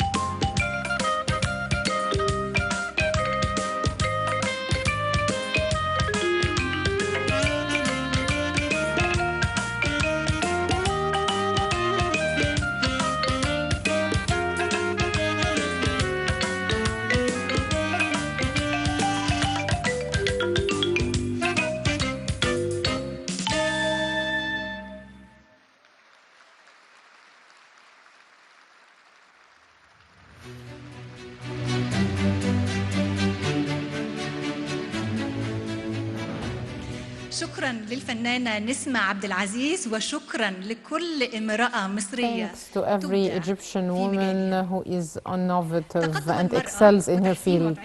Improving the status of women in all fields is one of the main objectives of the state. Regarding the progress achieved in decision-making positions, be it in leading positions or in the board of directors of public and private institutions, we'll listen to the speech of Dr. Ala Saeed, the Minister of Planning and Economic Development.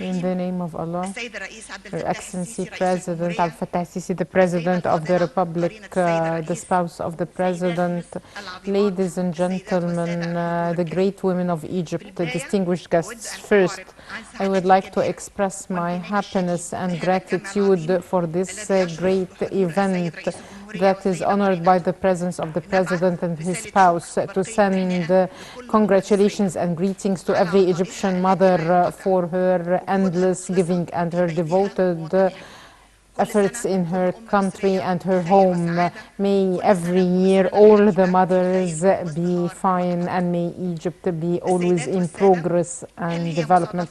Is it a coincidence that Egypt is mother of the world, and that Hafiz Ibrahim, the Nile poet, when he wrote his famous poem, Egypt is Talking About Itself, made it the crown of glory in the East, and that Mahmoud Makhtar, the great sculptor, when he wanted to show the renaissance of Egypt, he drew the statue and sculpted the statue of a mother.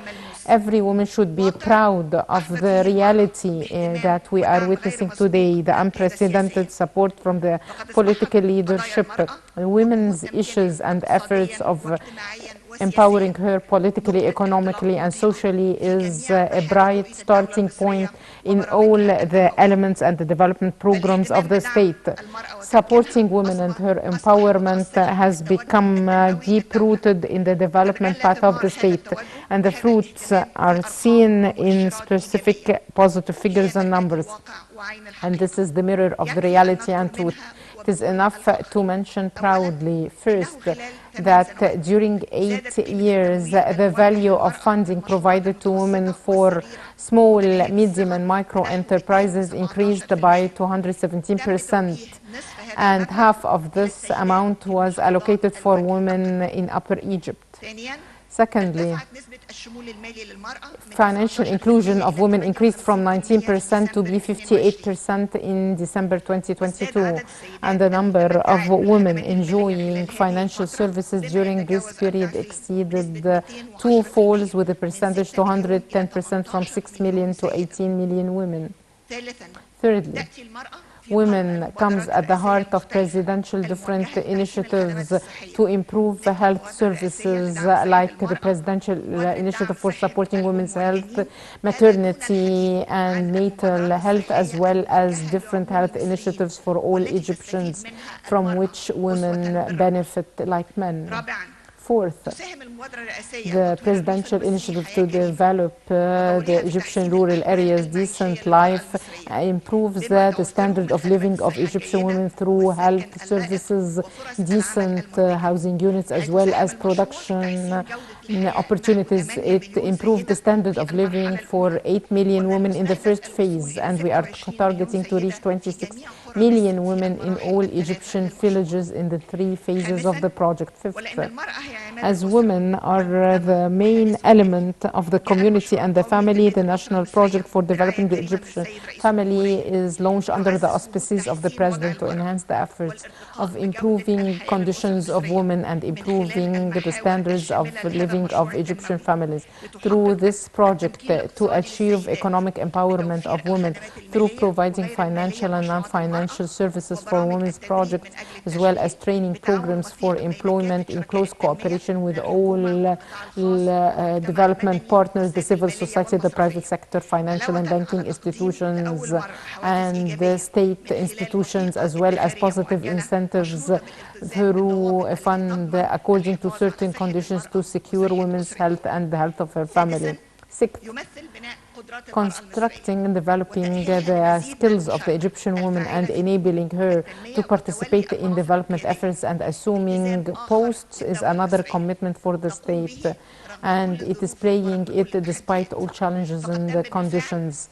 We've already last year trained 14,000 women from all governorates on a number of training programs like female executive leadership program, in addition to the Egyptian leadership program abroad to connect great women abroad to their motherland, as well as the initiative of the digital future to narrow the digital gap between the two genders, to increase women empowerment and their participation in the labor market, as well as jobs of the future, in addition to be ambassador initiative to spread the culture of sustainable development, and the percentage of women and girls graduating from it are 60% from the total trainees in all governorates. Ladies and gentlemen, distinguished guests, as the result of the previous efforts and in line with the National Strategy for Women Empowerment, targeting helping women to assume senior posts by 2030, we are glad to know that the general indicator for women representation in boards of directors have doubled from 9% in the first report of 2018 to 20% in 2022. And in case we go on achieving such increasing rates, we will reach the target goal 30% by 2026 instead of 2030. Ladies and gentlemen, implementing the directives of the President in the ceremony of Mother's Day last year, we introduced the government excellence for equal opportunity and women empowerment as a part of the ceremony. We'd like to announce that we qualified and trained 58 institutions, ministries, universities on the targets and the criteria of this award, and the women received half of the awards. Your Excellency, the President, ladies and gentlemen, distinguished guests, women has always known with their strength and determination, and this mindset is there in drama and literature. When we look at literature of Tawfiq al-Hakim, we find that woman is the source of development, change, and the cornerstone and the symbol of wisdom.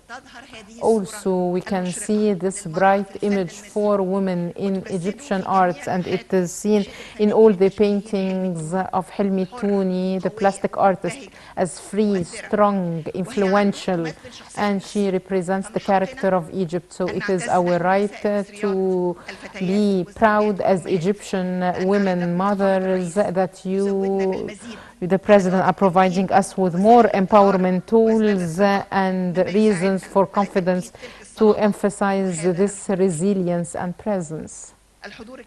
Distinguished guests, in the past they told us that there is a woman behind every great man, and now behind every great country there is a woman who this country believes in, and the mother, the father, the sister, the daughter always provides her country with love and more action. So we congratulate every woman for being an Egyptian, and we congratulate the country for these great women. May all Egyptian women and girls be good every year, and may our country be always in progress. Thank you, Mr. President. Thank you all. A strong woman equals a strong community. Today, the women of Egypt are living in their golden age, and they contribute to development and participate in creating a better future for the country. best of the best, the daughter of the Nile. Egypt is strong with her presence. The state has adopted a clear, unprecedented plan through the National Strategy for Sustainable Development, Egypt's Vision 2030. And one of its objectives is women, economic and social and political empowerment. This vision has turned into concrete steps. Millions of women benefited from Decent Life Initiative, and hundreds of thousands benefited from the projects for financing micro, small and medium enterprises and entrepreneurship for women to enjoy their share in the labor market. Capacity building and training was a necessity. More than 50% of the trainees of the National Academy for Training are women. Women's participation in the Presidential School for Leadership exceeded 55%. Through the program, we were qualified to use our skills and abilities. The new republic is witnessing great development in women empowerment. I dream to have investment that starts from Davba'a up till Toshka, training and qualifying female leadership in the state administrative body on leadership and management with the most modern methods to assume the senior posts. How can we do strategic planning? No digital transformation, artificial intelligence, developing digital skills of women in all governorates to keep pace with the requirements of the era. Training youth in all governorates in the field of sustainable development with unprecedented participation from women. In this project, Build Your Future, this camp, I learned more about entrepreneurship, programming, and technology, in addition to a number of training programs, with the objective of raising the awareness about the importance of entrepreneurship. And this was reflected in an increase on women participation in the Masters of Entrepreneurship implemented in cooperation with Cambridge and Cairo universities.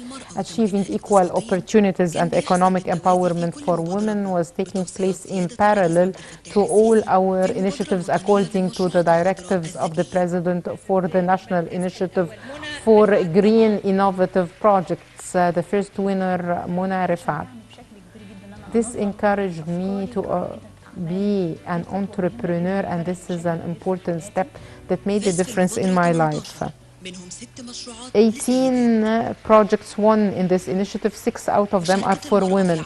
Women participated in 11 business incubators and accelerators, like the incubator for the projects of people with disability. For economic empowerment of women, we introduced a sector for empowering women through equal opportunities. The first rank, Miss Inal Sadr Muftah Farag, the New Valley Governorate, and the first rank from Al Azhar, Dr. Ilham Muhammad Fathi. To encourage the institutions to support women and no discrimination and achieve gender equality was reflected in increasing women representation in the parliament, as well as assuming senior posts in the administrative body of the state. Directed support and investment initiatives, training programs with the objective of women empowerment. And what happened and is happening is just the beginning, a drop in a sea, a step on a long road for every Egyptian woman to learn, develop herself, develop others, succeed, win, grow, dream, and be capable of achieving her dream.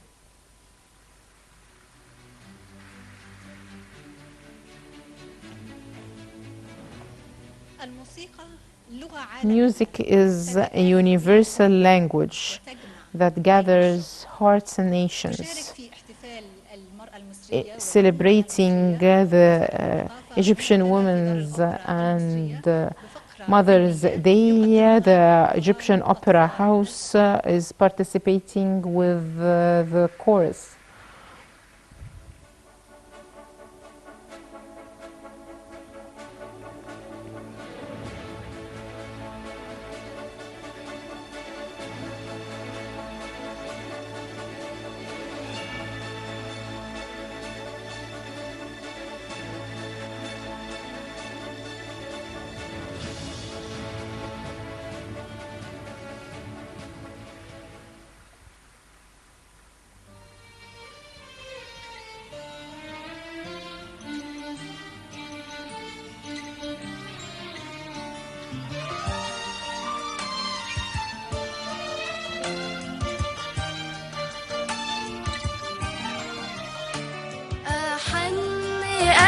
في الدنيا يا قلبك انتي يا أمي، انتي يا أمي.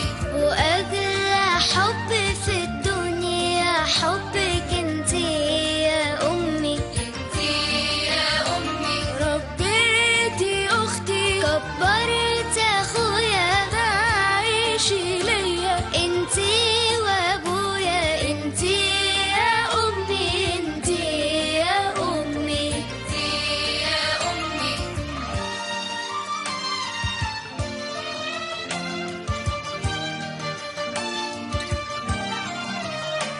أنا اسمي غنوة على شفايفك، وانتي اسمك في قلبي غنوة، وكل لحظة بيبان لي عطفك في كلمة حلوة ودعوة حلوة، والدعوة منك يسمعها ربك انتي يا أمي، انتي يا أمي. أحن قلبي في الدنيا قلبك انتي يا أمي، انتي يا أمي. ربيتي أختي كبرت أخويا تعيشي ليا انتي وأبويا، انتي يا أمي، انتي يا أمي.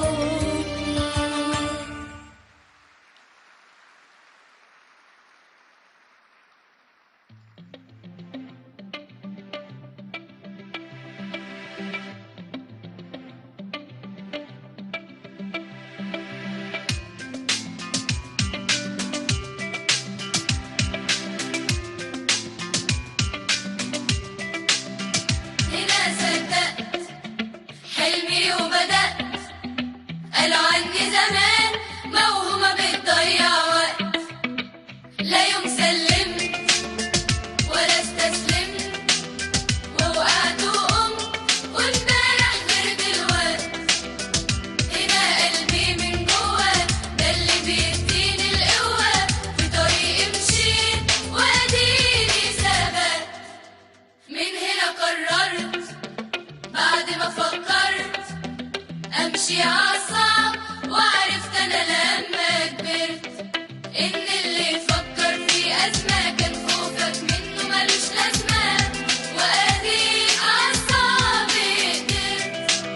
واللي زمان ضحكوا عليك شوفهم دلوقتي بيداروا كسوفهم، ما هو راهنوا عليك تخسر وكسبت. انا بنت مصر، أنا ضد الكسر، أنا رافعة راسي تملي لفوق طول العمر.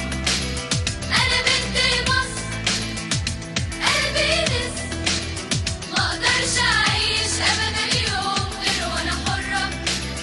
دايما يا بنات جواكوا عزيمة تخط، وقت الأزمات بتبني ومش بتهد، جواكوا ثقة بالنفس ومناعة ضد اليأس. أنا بنت مصر، أنا ضد الكسر، أنا رافعة راسي تملي لفوق طول العمر. أنا بنت مصر قلبي نسر، مقدرش أعيش أبدا يوم غير وأنا حرة. أنا بنت مصر.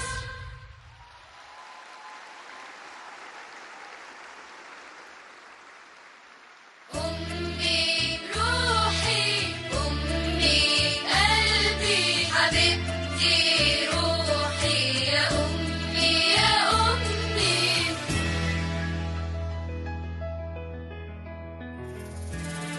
ضميني دوبيني غرقيني في الحنان، خديني طهريني واغسليني من الأحزان.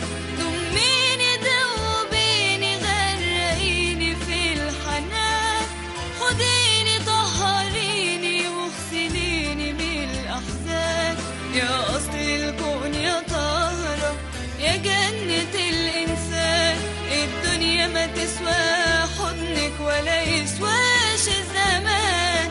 أنا في حضنك يا أمي بحس بالأمان، أيوة بحس بالأمان. أمي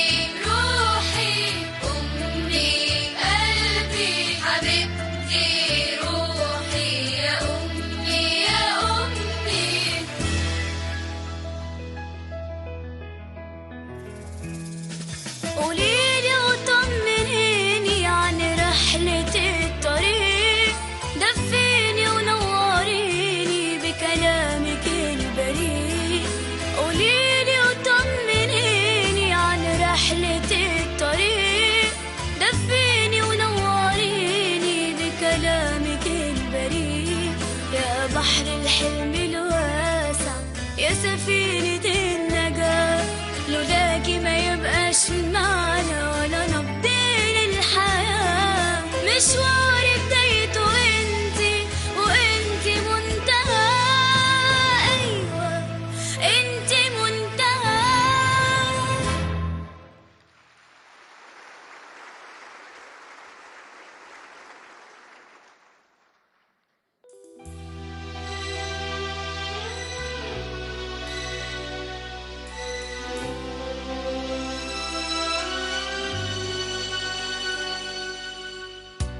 بعد الحب ده ايه اللي تعمل كل ده تستاهل؟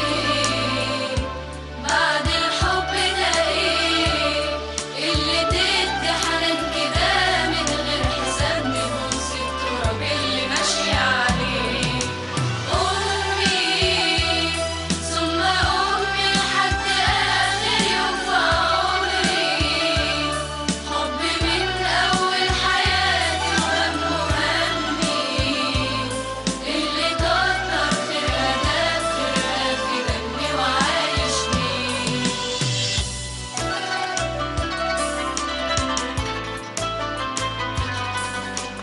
عيني على اللي اتربى وعاش منها محروم، لو تسأل هيرد الدنيا بحالها فوق. أمي هي اللي مشيت عليها فيها وأنا بتغني، وأهرب بدافع خانقتها وتشيل همي. دغري في صغري بتسند فيا وتصلب طولي، تكبر هي تحتاج ليا أديها بدمي، وعشان فيها الدنيا تكون وأمي تكون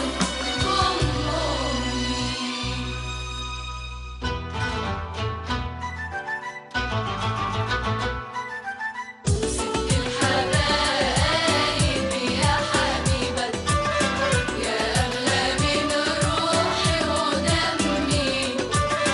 ست الحبايب يا حبيبة، يا أغلى من روحي ودمي، يا حنينة وكل كتيب يا رب يخليكي يا أمي، يا رب يخليكي يا أمي. يا ست الحبايب يا حبيبة، يا حبيبة وحبيبة زمان، زمان سهرتي وتعبتي وشلتي من عمري ليالي، ولسه برضه دلوقتي بتحملي الهم بدالي. أنام وتسهري وتباتي تفكري وتصحي من الأذان وتيجي تشقري، يا رب يخليكي يا أمي. يا ست الحبايب يا حبيبة، يا حبيبة وحبيبة.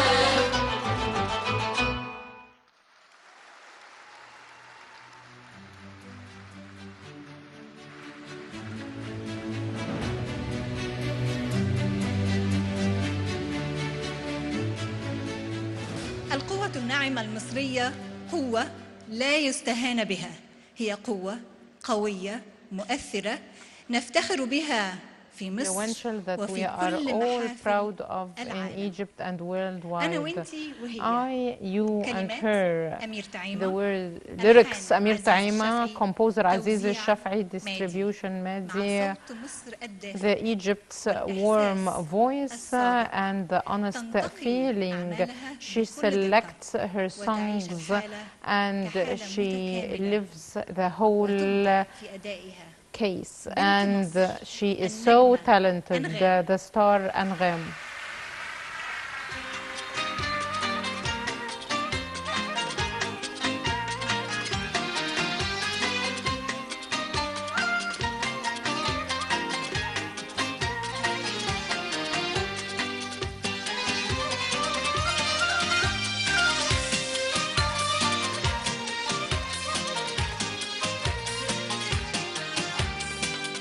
أنا وإنتي وهي وفي ملايين تانيين غيرنا واقفين قدام الدنيا بحالها وما خفناش. يا ما قالوا زمان عمرنا ما هنقدر وقدرنا، يا ما حاولوا يكسروا مقادفنا وما استسلمناش. احنا اللي زمان بصينا لبكرة وما زلنا في العالي تملي مفيش ولا قوة تنزلنا. أنا وإنتي وهي، أنا وإنتي وهي، احنا اللي زمان ضربوا الأمثال بينا وبطولة بالنا. أنا وإنتي وهي، أنا وإنتي وهي، دايما في الجد وتدعى الأرض وعمر الريح ما تشيلنا.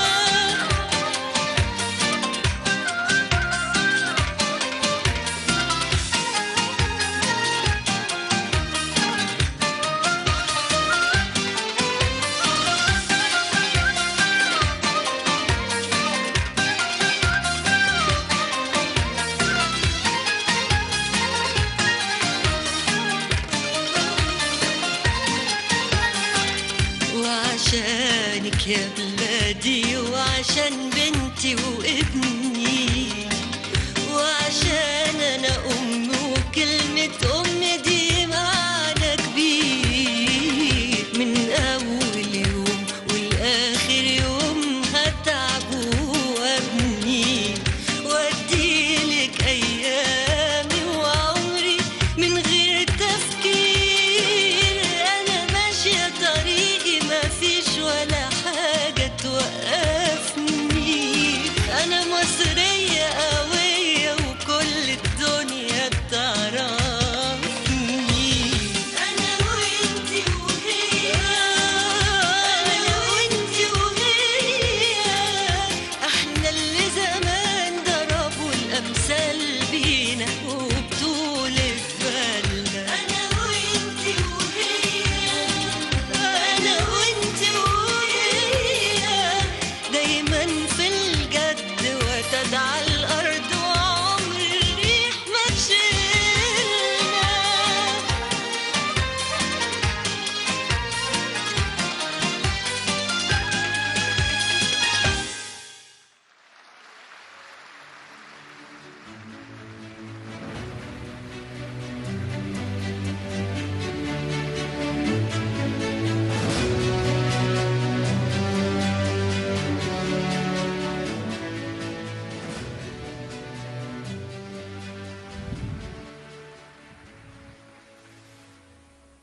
مساء الخير على حضراتكم. مساء الخير يا ريس. مساء Good الخير يا فندم. afternoon. انا احمد رأفت. I'm Ahmed Ra'afat. بيسموني مذيع الشارع. They call me the anchor of the street. I'm not used to standing on a stage in front of all those people. للشمس على طول فدايما حرقان وكده فانا مبسوط ان انا مع حضراتكم. I'm so glad to be here with you today. We developed a documentary under the title Words of the Heart. We used to film it with Egyptian women. Each one of them has a long, beautiful story. They were able to speak before camera as if they have done it for hours before. In the video, they knew nothing about the video that you will watch this video, so they will be surprised. I was trying to reduce the tension before filming with them, so I used to ask them how many times did you say I leave the house. They all said yes, we said it a lot, but we never left because the Egyptian woman loves her children, and may all the dead Egyptian mothers rest in peace, and may all live mothers be healthy. The documentary and the title Words from the Heart, and afterwards you will see the woman who said I'm 70 years old but I'm strong.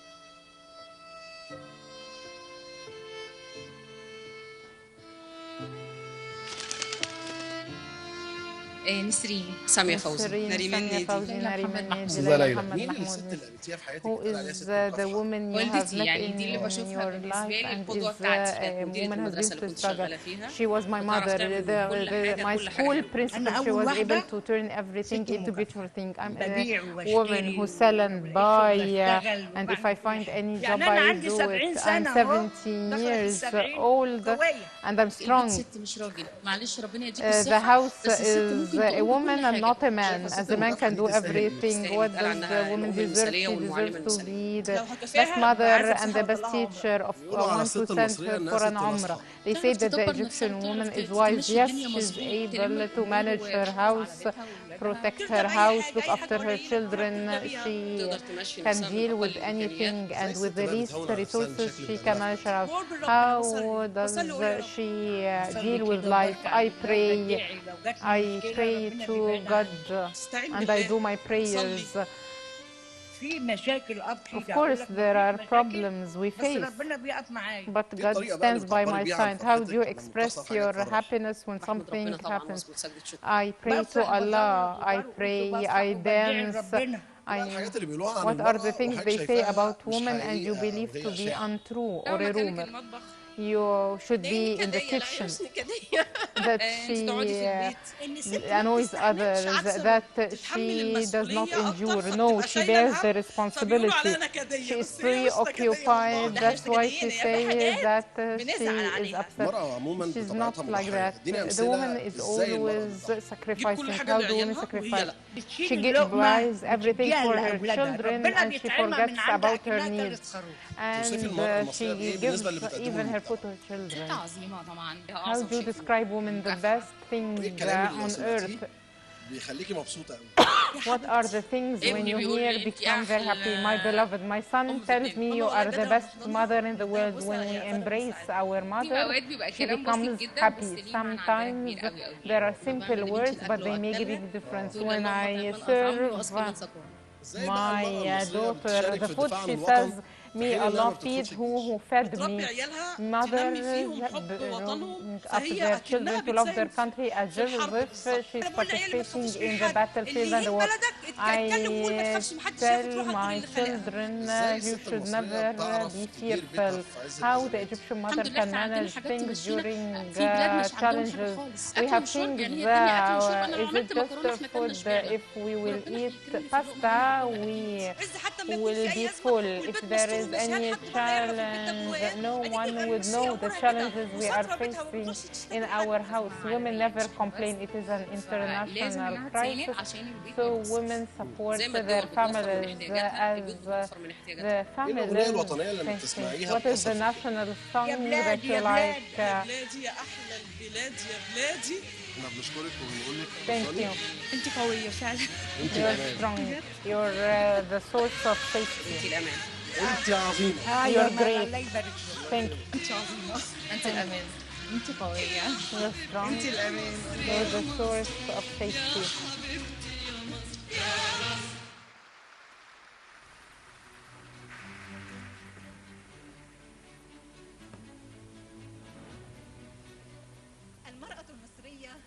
Egyptian women are icons from Alexandria to Upper Egypt, from Matruh to Port Said.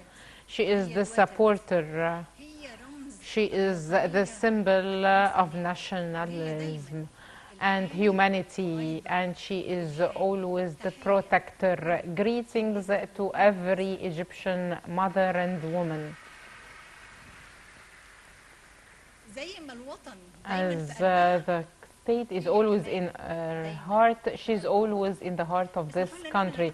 Let us now extend the appreciation and thanks to all the artists, the technicians, all the institutions and the different participants in this ceremony, all those who volunteered and helped and gave time and creativity for this ceremony to be a source of pride for us all in Egypt. And now, the best end, the speech of His Excellency President Abdel Fattah El Sisi, the President of the Republic.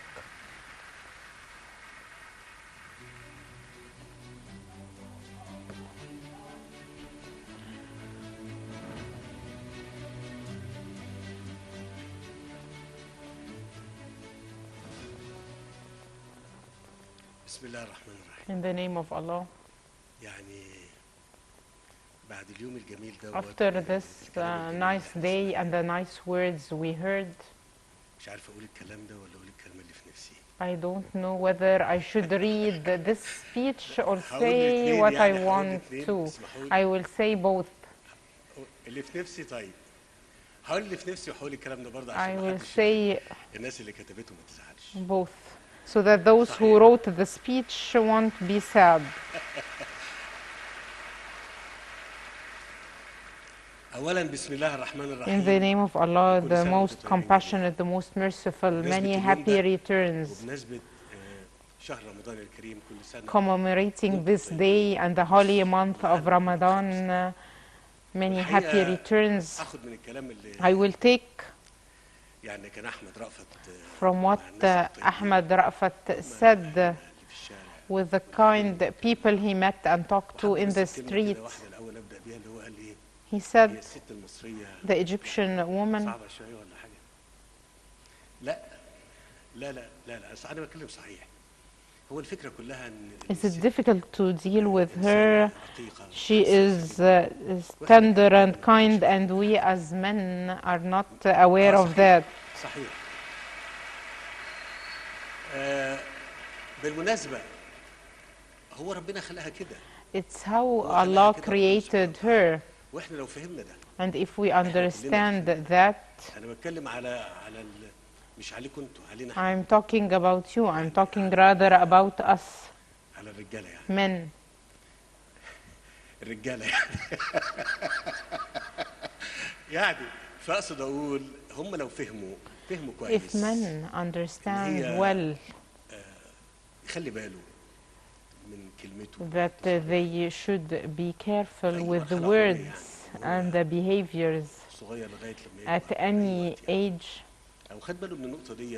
If they are aware of this and they deal as such with the colleague at work, with the wife at home, the daughter, the sister, then there would be no this unexpected reaction. Because he does not know what he is doing. Prophet Muhammad, peace and blessing be upon him,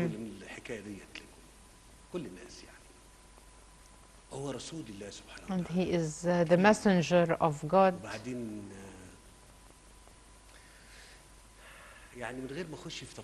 Without getting into the details, who was the name of the spouse or who sent the food, in brief, when he found that the reaction of his wife, peace and blessing be upon him,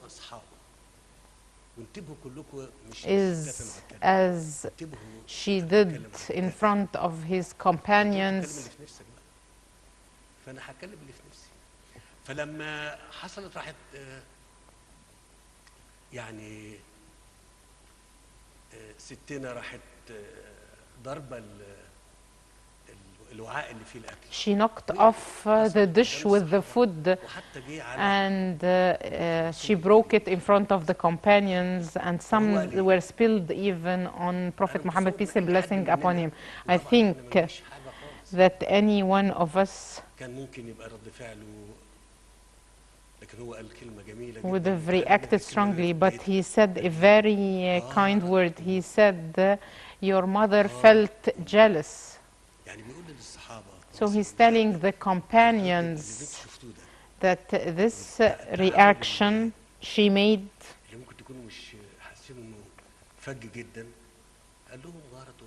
is because she felt jealous. So this is the reaction of her jealousy, thus it is acceptable.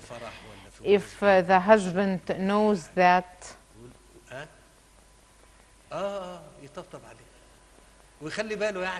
then he would pat on her shoulder and be more careful next time and be patient.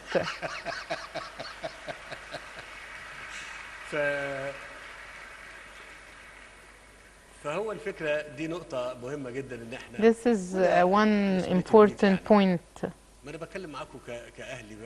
I'm talking to you as a family. If we are all careful in bringing up the boy and the girl, and we tell the boy since an early age, then these points will be understood and he will take them into consideration. We'll find no bullying or any indecent words or any bad behaviors.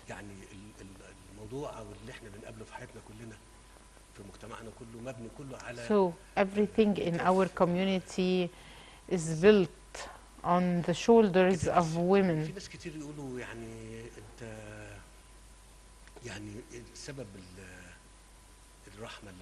And a lot of people might ask, why are you tender and kind? I tell them, this is how I was brought up at my home. This is how my mother was.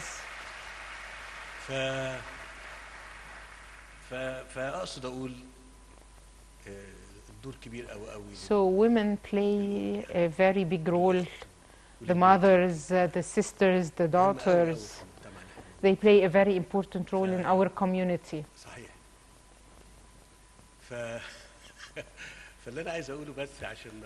So in order not to be lengthy,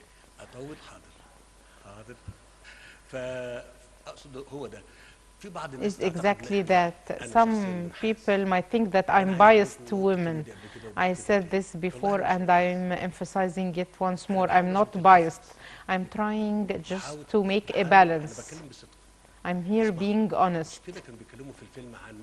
In the documentary, they talked about inheritance. Is this justice? That no one would say, I'm not going to give the girl her inheritance and a lot of other things. When there is a dispute at home, who is the one who becomes responsible? It's the woman. It's the woman who shoulders the responsibility during disputes and in divorces. We have all seen this with our relatives, neighbors, that it is always the woman who is responsible. The man leaves the house, and this does not mean that I'm against men. I'm just trying, and we, not just us, we all are trying to be just and fair regarding the role played by women in Egypt in particular. And I won't forget, and we should not all forget.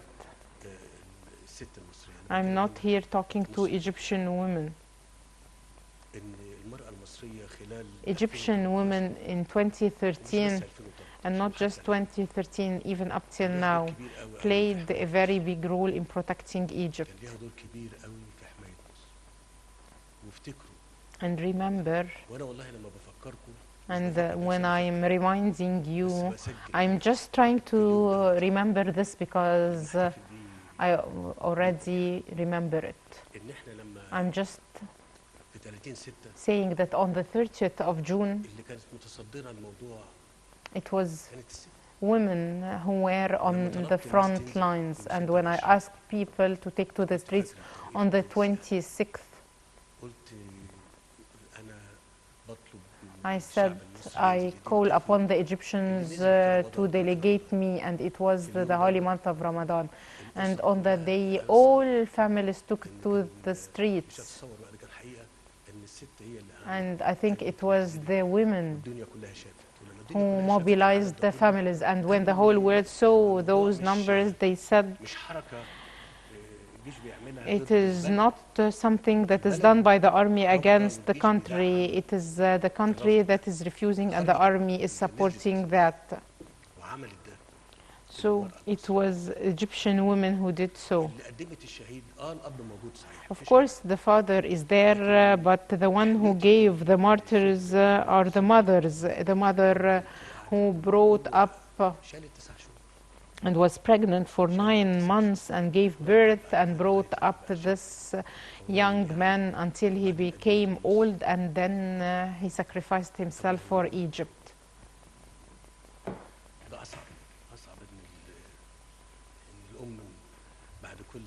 It is so difficult for a mother after all that to give her son to the country, and he dies or is injured. So receiving this news that he is a martyr is something difficult. And even during the challenges that we are facing, and we are going through difficult days, I'm admitting that not as a compliment. But we are one. So who plays also this role in facing these challenges? It's women. So when we look at it as a whole, we find that when Prophet Muhammad, peace and blessing be upon him, said, your mother, then your mother, then your mother, when you hear this, you will remember how the Prophet, peace and blessing be upon him, was fair enough to tell you, beware of the role of the mothers. And the Holy Quran says that his mother has carried him for 9 months, and it's a burden. No one can do it but women. Many happy returns to you all. بس ما انا عندي دلوقتي معايا فمش عايزين مشكله مش عايز اعمل يعني ما انا هروح لوحدي بقى ومش عايز مشكله. I will leave on my own and I do not want a problem. So many happy returns. And may you always be in peace, safety, and by Allah first, and then you, Egypt, will enjoy safety and security. Many happy returns, and there were a number of decisions. Let me read them to you. I'll write it so that he who wrote the speech won't be sad. In the name of Allah, ladies and gentlemen, many happy returns. And may the Egyptian people enjoy peace and security, and many happy returns for the holy month of Ramadan. Distinguished guests, once more today we meet, and again my pride is renewed to meet the great women of Egypt, great in their strength, wisdom and patience and sacrifices, as well as their love to the country, protecting its identity and authenticity. I would like to start my speech today by extending greetings and appreciation to Egyptian women. And I would like to say to every girl and woman, every mother and wife and daughter, many happy returns. May you always be the source of pride for Egypt. May you always be the voice of conscience, the symbol of conscience and compassion. May you always be the source of joy, happiness, and the supporter during difficulties. The great women of Egypt, every year I'm even prouder to see what the Egyptian women achieved in all fields. Feeling proud makes me realize the importance of enhancing women's rights as the right path towards establishing a healthy, balanced community based on justice and fairness, and benefit from all potentials in its girls and boys. Ladies and gentlemen, women in all their roles in the community proved that they are a source of wisdom, awareness, and a mix of heart and mind, emotions and thoughts. And she is a strong momentum for this country in its difficulties and challenges before its happy days. Honestly, I would like to tell you, as an Egyptian citizen concerned by the conditions of this community and the state, that Egyptian women deserve more, and they deserve from the community and the state to exert all efforts to provide the suitable circumstances to enhancing her rights and enforcing her roles in different fields, as well as continuing the support of women would be through the following: issuing a decision for women representation in the board of directors of public institutions and public sector companies and their subsidiaries. Increasing training activities for women to increase qualified women to assume senior posts in the state. Expanding the training programs in the field of technology, digitization, to empower women and increase her participation in the labor market and the jobs of the future. Expanding the support of digital credits and digital lending programs and different development projects through building the capacities of women to implement small green enterprises, as well as sustainable income-generating activities. The government should work on supporting the legislative framework for micro, small enterprises for women through facilitating the banking regulations, supporting women's projects as part of the activities of industrial communities to enhance her contribution in localizing industry in Egypt, following up the equality indicator for wages and salaries between both genders, undertaking procedures to sustain the improvement of this indicator, protecting working women and securing her rights in the draft labor law. I decided to issue a decision for amnesty for all indebted men and women who are imprisoned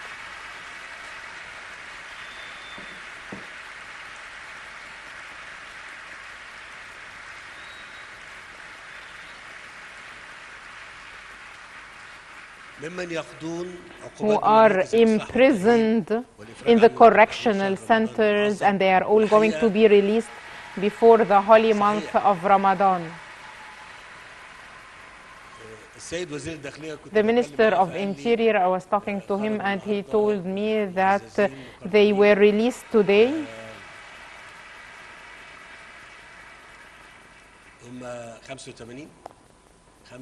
They are 85.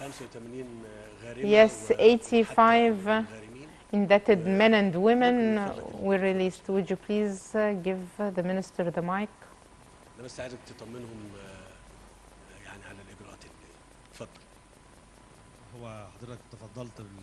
Your Excellency made a decision for amnesty for all indebted men and women in the correctional centers, and they are 85 individuals, 40 women and 45 men.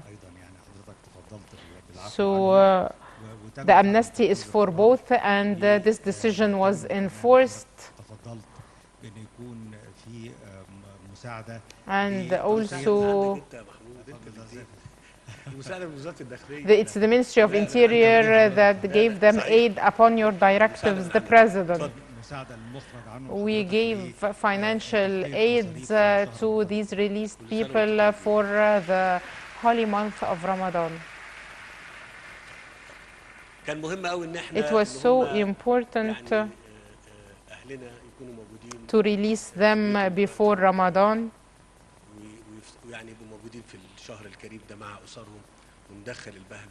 so that the whole families would be happy. The Minister of Justice, would you talk about the topic you raised? Would you reassure them about one point? I'm saying this to you all. We are all keen that the personal status law would be a balanced, objective law, and we are reconsidering things. Let me tell you that no one has interest in doing otherwise. Don't think that in the parliament anyone would be against objectivity and balance, because the objective by the end of the day is protecting the family and the children. This is a general rule that you need all to recognize. And we said that we'll do a community dialogue to reassure you that this law would be objective and balanced. And of course, each person who has a cause will have a personal view. If I have a problem, it would be so difficult for me to be balanced and objective. I won't say that it is impossible, but it's difficult. So when you defend your position, you will defend it strongly, and you won't be able to accept anything else. Thank you. As you all know, the President gave us the directives to draft a bill for the family that would cope with the changes and would strike a balance between women's rights and men's rights, taking into consideration the interests of the children. And we finalized the draft of this law for all its articles and provisions, and we are reviewing the drafting only. But we finalized the whole bill, and even from the procedural side. Besides this project, there is another draft bill for a family fund. We already have an existing fund, but His Excellency the President gave us directives to extend the services of this fund and the amounts it gives to the Egyptian family. So we needed to look for other sources for this fund without making any Egyptian family, whatever its financial standard, incur any additional costs. Let me add to this point. They said the President knows that there is a fund, Al-Nasser Bank, through the Ministry of Social Solidarity is doing that. When I talked about this point, I said that this fund, and Dr. Niveen can correct me, was it indebted by 350 million? Yes, 350 million. So, when this point was made,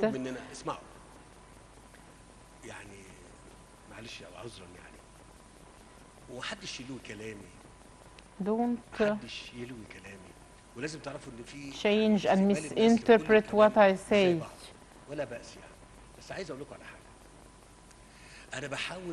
I am trying with the understanding of the state to enable the state to face the community problems through a system.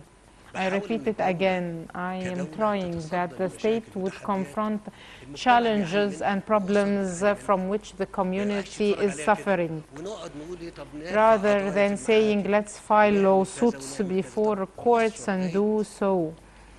The family, until this happens, what should it do? Remember that 5 years ago, I was talking to the president of the Administrative Control Authority, and I told him that I wish that one day here in Egypt, if a family loses its breadwinner, while giving them the death certificate, we would give them the pensions. I said that before. What does this idea mean? It means that this house would never be shocked. How would it be done except through procedures on part of the state to achieve what we are talking about? When I talked about this fund and afterwards I found that all people wanted to get married before collecting 30,000 Egyptian pounds for the fund.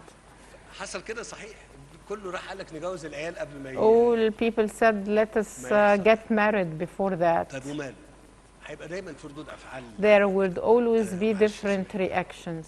بس انا عايز اقول لكم ان الصندوق I would like to tell you the objective of this fund. الاسره لما يحصل لا قدر الله when الخلاف divorce occurs, we want this family not to be in need, بغض النظر عن امكانياتها وقدراتها. regardless of her financial status. طب نقدر كدوله نعمل ده؟ Can we as a state do it? Yes, we can. Why wouldn't we do it? ليه اخلي كل بيت سواء كان الاب اللي هو ابو البيت. Why would we make the father worried about his daughter who got a divorce, how she would sustain her family? When I have a fund and put resources in this fund, and I said that the figure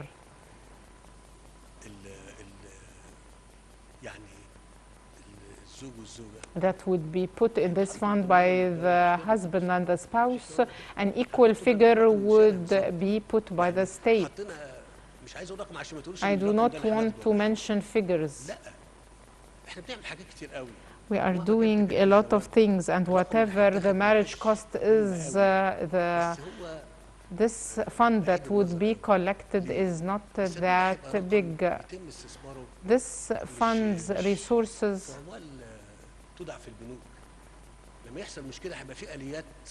would give temporary aid to the families until the litigation process ends. This is the idea. We as a community and a state should be strong and protect its family with an idea. I'm not laughing at you, and I'm not doing something that I just want to do. I said it before.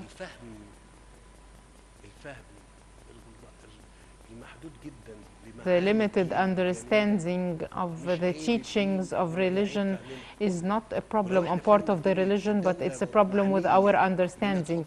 And the state is responsible for putting systems and mechanisms to achieve good things for the community and deal with all the community problems and solve them without saying this point is not discussed or not dealt with before. Religion has never been the source of the problem. The problem is our understanding and application. When we talked about this fund in particular, the objective was that the woman, whether she's rich or not, even if she's rich, why should she pay for that? Let's all pay for her.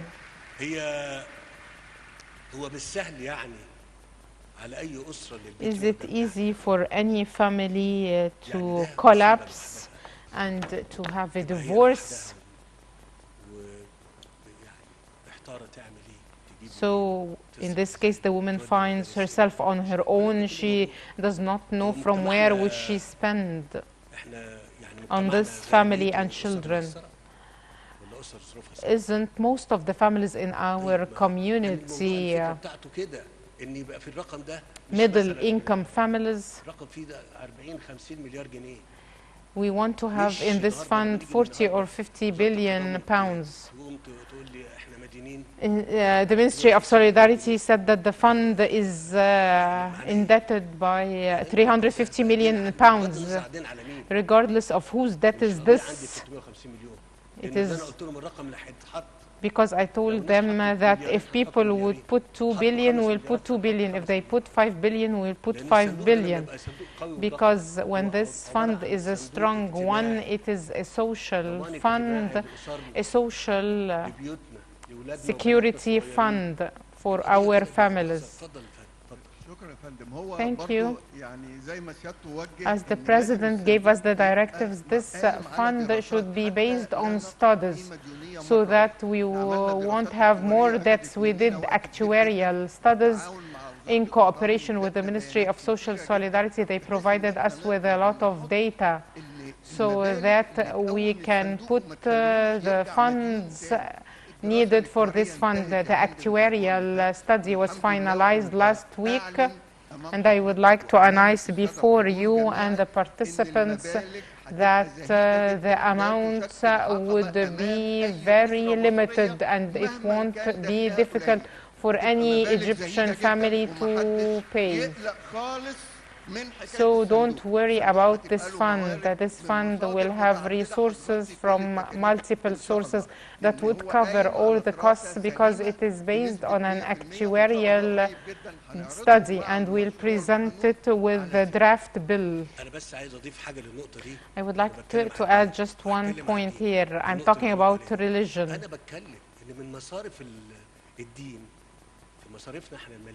In the financial sources, I have the right to donate to this fund. Why? Because by the end of the day, it would be a guardian that prevents family from being needy.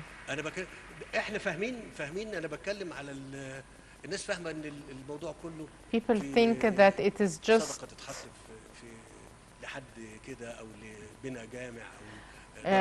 donating for an orphanage or building a mosque. You can donate for this because by the end of the day you are protecting the whole community.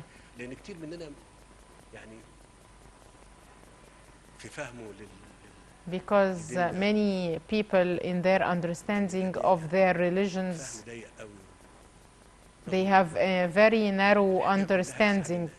Although the main objective of the religion is making people happy.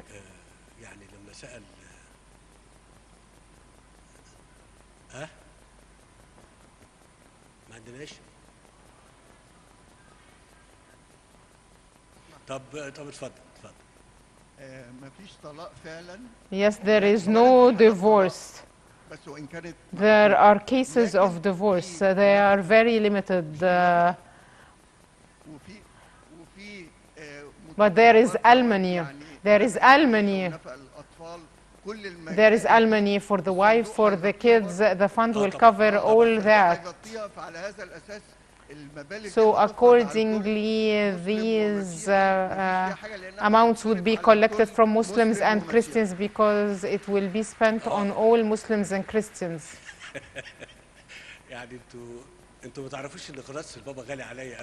Don't you know that the Pope is dear to me?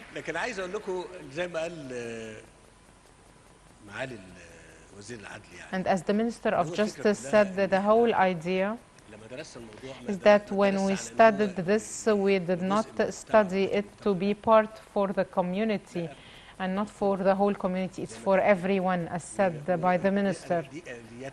And these are the mechanisms of the government and the state, and not charities.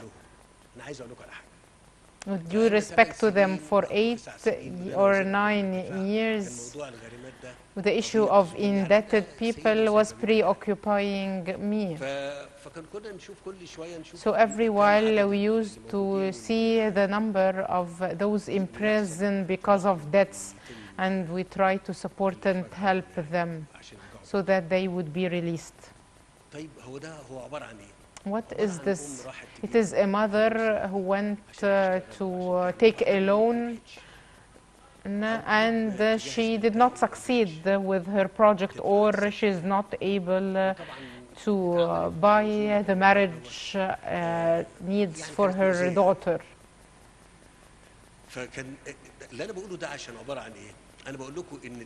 So I'm telling you that this modern state is a state that considers all the problems and develop solutions through a modus operandi and not a viewpoint. This should not be done by a charity. The state should introduce an idea to solve the problem. I wish that you would not consider my words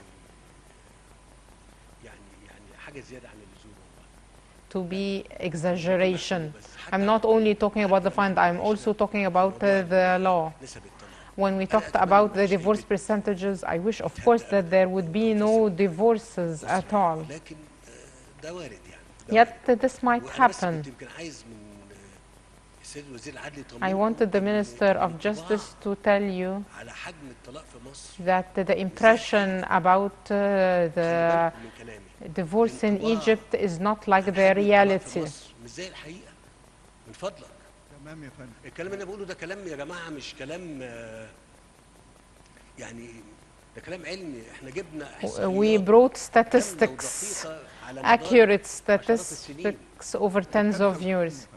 Since the year 1965, there was a negative figure that the public opinion said that annually the percentage of divorce is 34%.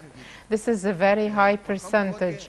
The President gave us directives to study this further in cooperation with the Ministry of Interior, the Administrative Control Authority, the Public Prosecution, and the Central Agency for Public Mobilization and Statistics.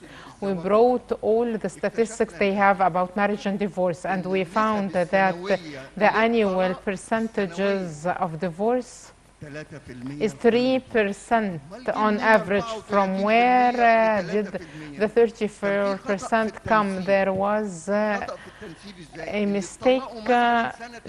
Those who were divorced in 2020, were they all married in 2020, or some of them were married in 2017, 2015? So those who got a divorce in 2020 are marriages from previous years, and those who got married in 2020 are the ones who got married in 2020. So the problem was with the ratio. We made a ratio for multiple years of marriage to 1 year of divorce. This percentage is 3%. And the first 2 years of marriage have the high percentage of divorce, especially second year. And in the new law, we made provisions to limit the divorce cases that might happen for this 3%. And everything is based on statistics, scientific opinions. Nothing is based on whims. When I say 3%, the annual divorce rate, it means that the community is fine, strong, the Egyptian family is coherent, and no doubt this percentage caused problems, that a lot of people who got married got divorced, and this is untrue. The annual divorce percentage is 3%. But if we'll do the ratio of 10 years, then we should put 10 years of marriage, 20 years of marriage to 20 years of divorce. But we cannot do ratio of decades of divorces to 1 year of marriage. Of course, the percentage would be very high. And thank God we corrected this percentage. Thank you. I would just like to clarify one point, and I know that you are all listening to me now. I said before that we need to document divorce. And a lot of discussions happened 4 or 5 years ago. I said that this is so important. Why should we do it now? We will never do a procedure that contradicts with religion.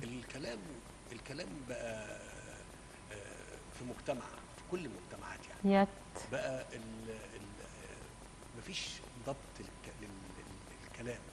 you'll find that people say things without actions. And by the end of the day, when I promulgate a law, that the divorce is the only divorce that is documented, if this is unlawful, who would bear this?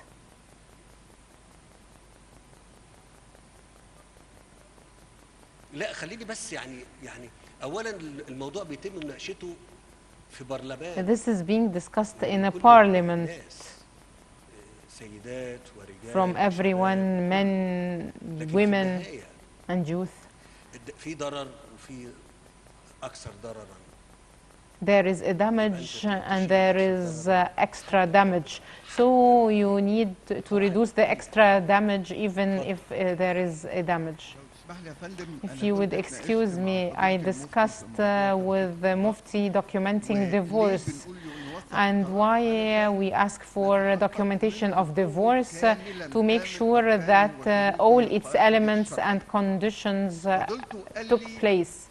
He gave me statistics. And we can ask him to say these statistics. The number of the religious opinions the IFTA received was 250 or 240,000 about divorce.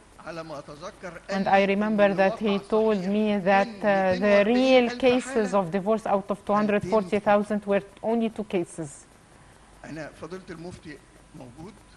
We have here the Mufti, and we discussed this with him when we were discussing documenting divorce, and he told me that this is a must because 240,000 cases and only 2 of them were real divorce.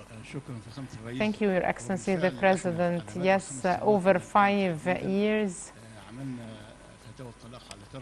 we have the religious opinion for divorce on 3 phases, and every month, over 5 years, we received almost 300,000 religious opinions about divorce. Divorce happens only in the fatwa. Over the previous 5 years, because of words and angry words, we had only 2 cases of real divorce. Thank you very much. I would just like to clarify one point so that you would be reassured when we do it. And in the beginning of applying any law, when the community understands and accepts it as the documentation of marriage. In the past, there was no documentation of marriage. And now, the marriage document is used even in course when we do a certain procedure, and I do not want to be lengthy. This procedure is to protect this community, its sanity, and the rights of people. When we talk about 300,000 religious opinions, this won't happen again, because if you need a real divorce, you will go to document this divorce. But no words would be held accountable. Of course, problems will happen, and we'll know afterwards about them, but I'm talking about this law, and I'm saying that in this law we have about 140 articles. Yes, the provisions exceeded 180, and there are procedural provisions because it is an integrated project to erase the 6 previous laws regulating personal status.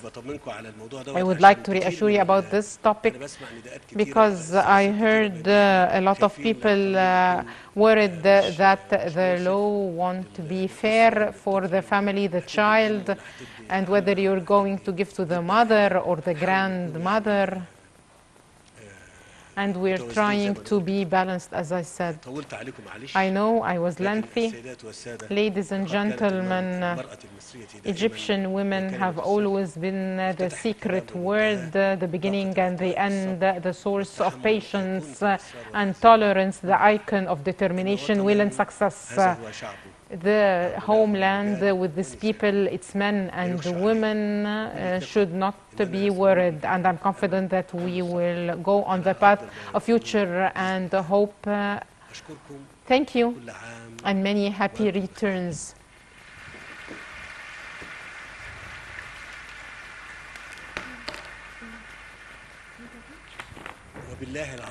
And I swear by God, and by the great Egyptian women, long live Egypt, long live Egypt, long live Egypt. Peace and blessing be upon you.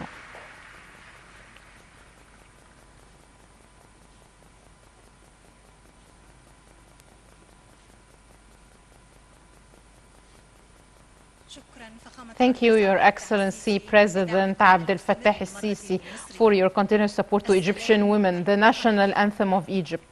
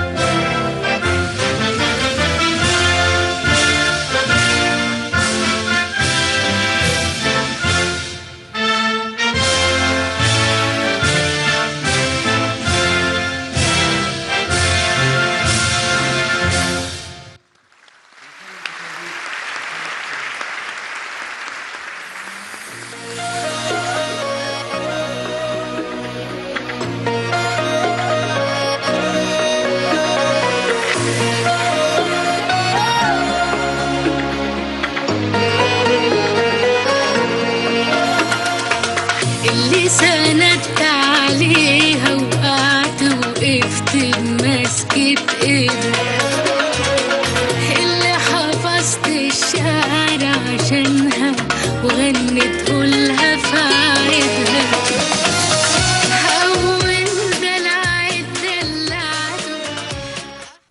Welcome back, ladies and gentlemen. President Abdel Fattah El Sisi and Mrs. Entisaar El Sisi have just attended a celebration marking Egyptian Women's Day. The event was dubbed the Ideal Mother in 2023, and it was attended at El Manara Conference Center. The head of the National Council for Women, Dr. Maya Morsi, addressed the event. She said Egyptian women are proud of what has been achieved for them. She said the number of women benefiting from the services of the Council in 2022 exceeded 12 million people. And also President Abdel Fattah El Sisi delivered a speech where he spoke about several issues, and he announced several decrees during the event. We will be updating you and giving you more details and coverage after the short break.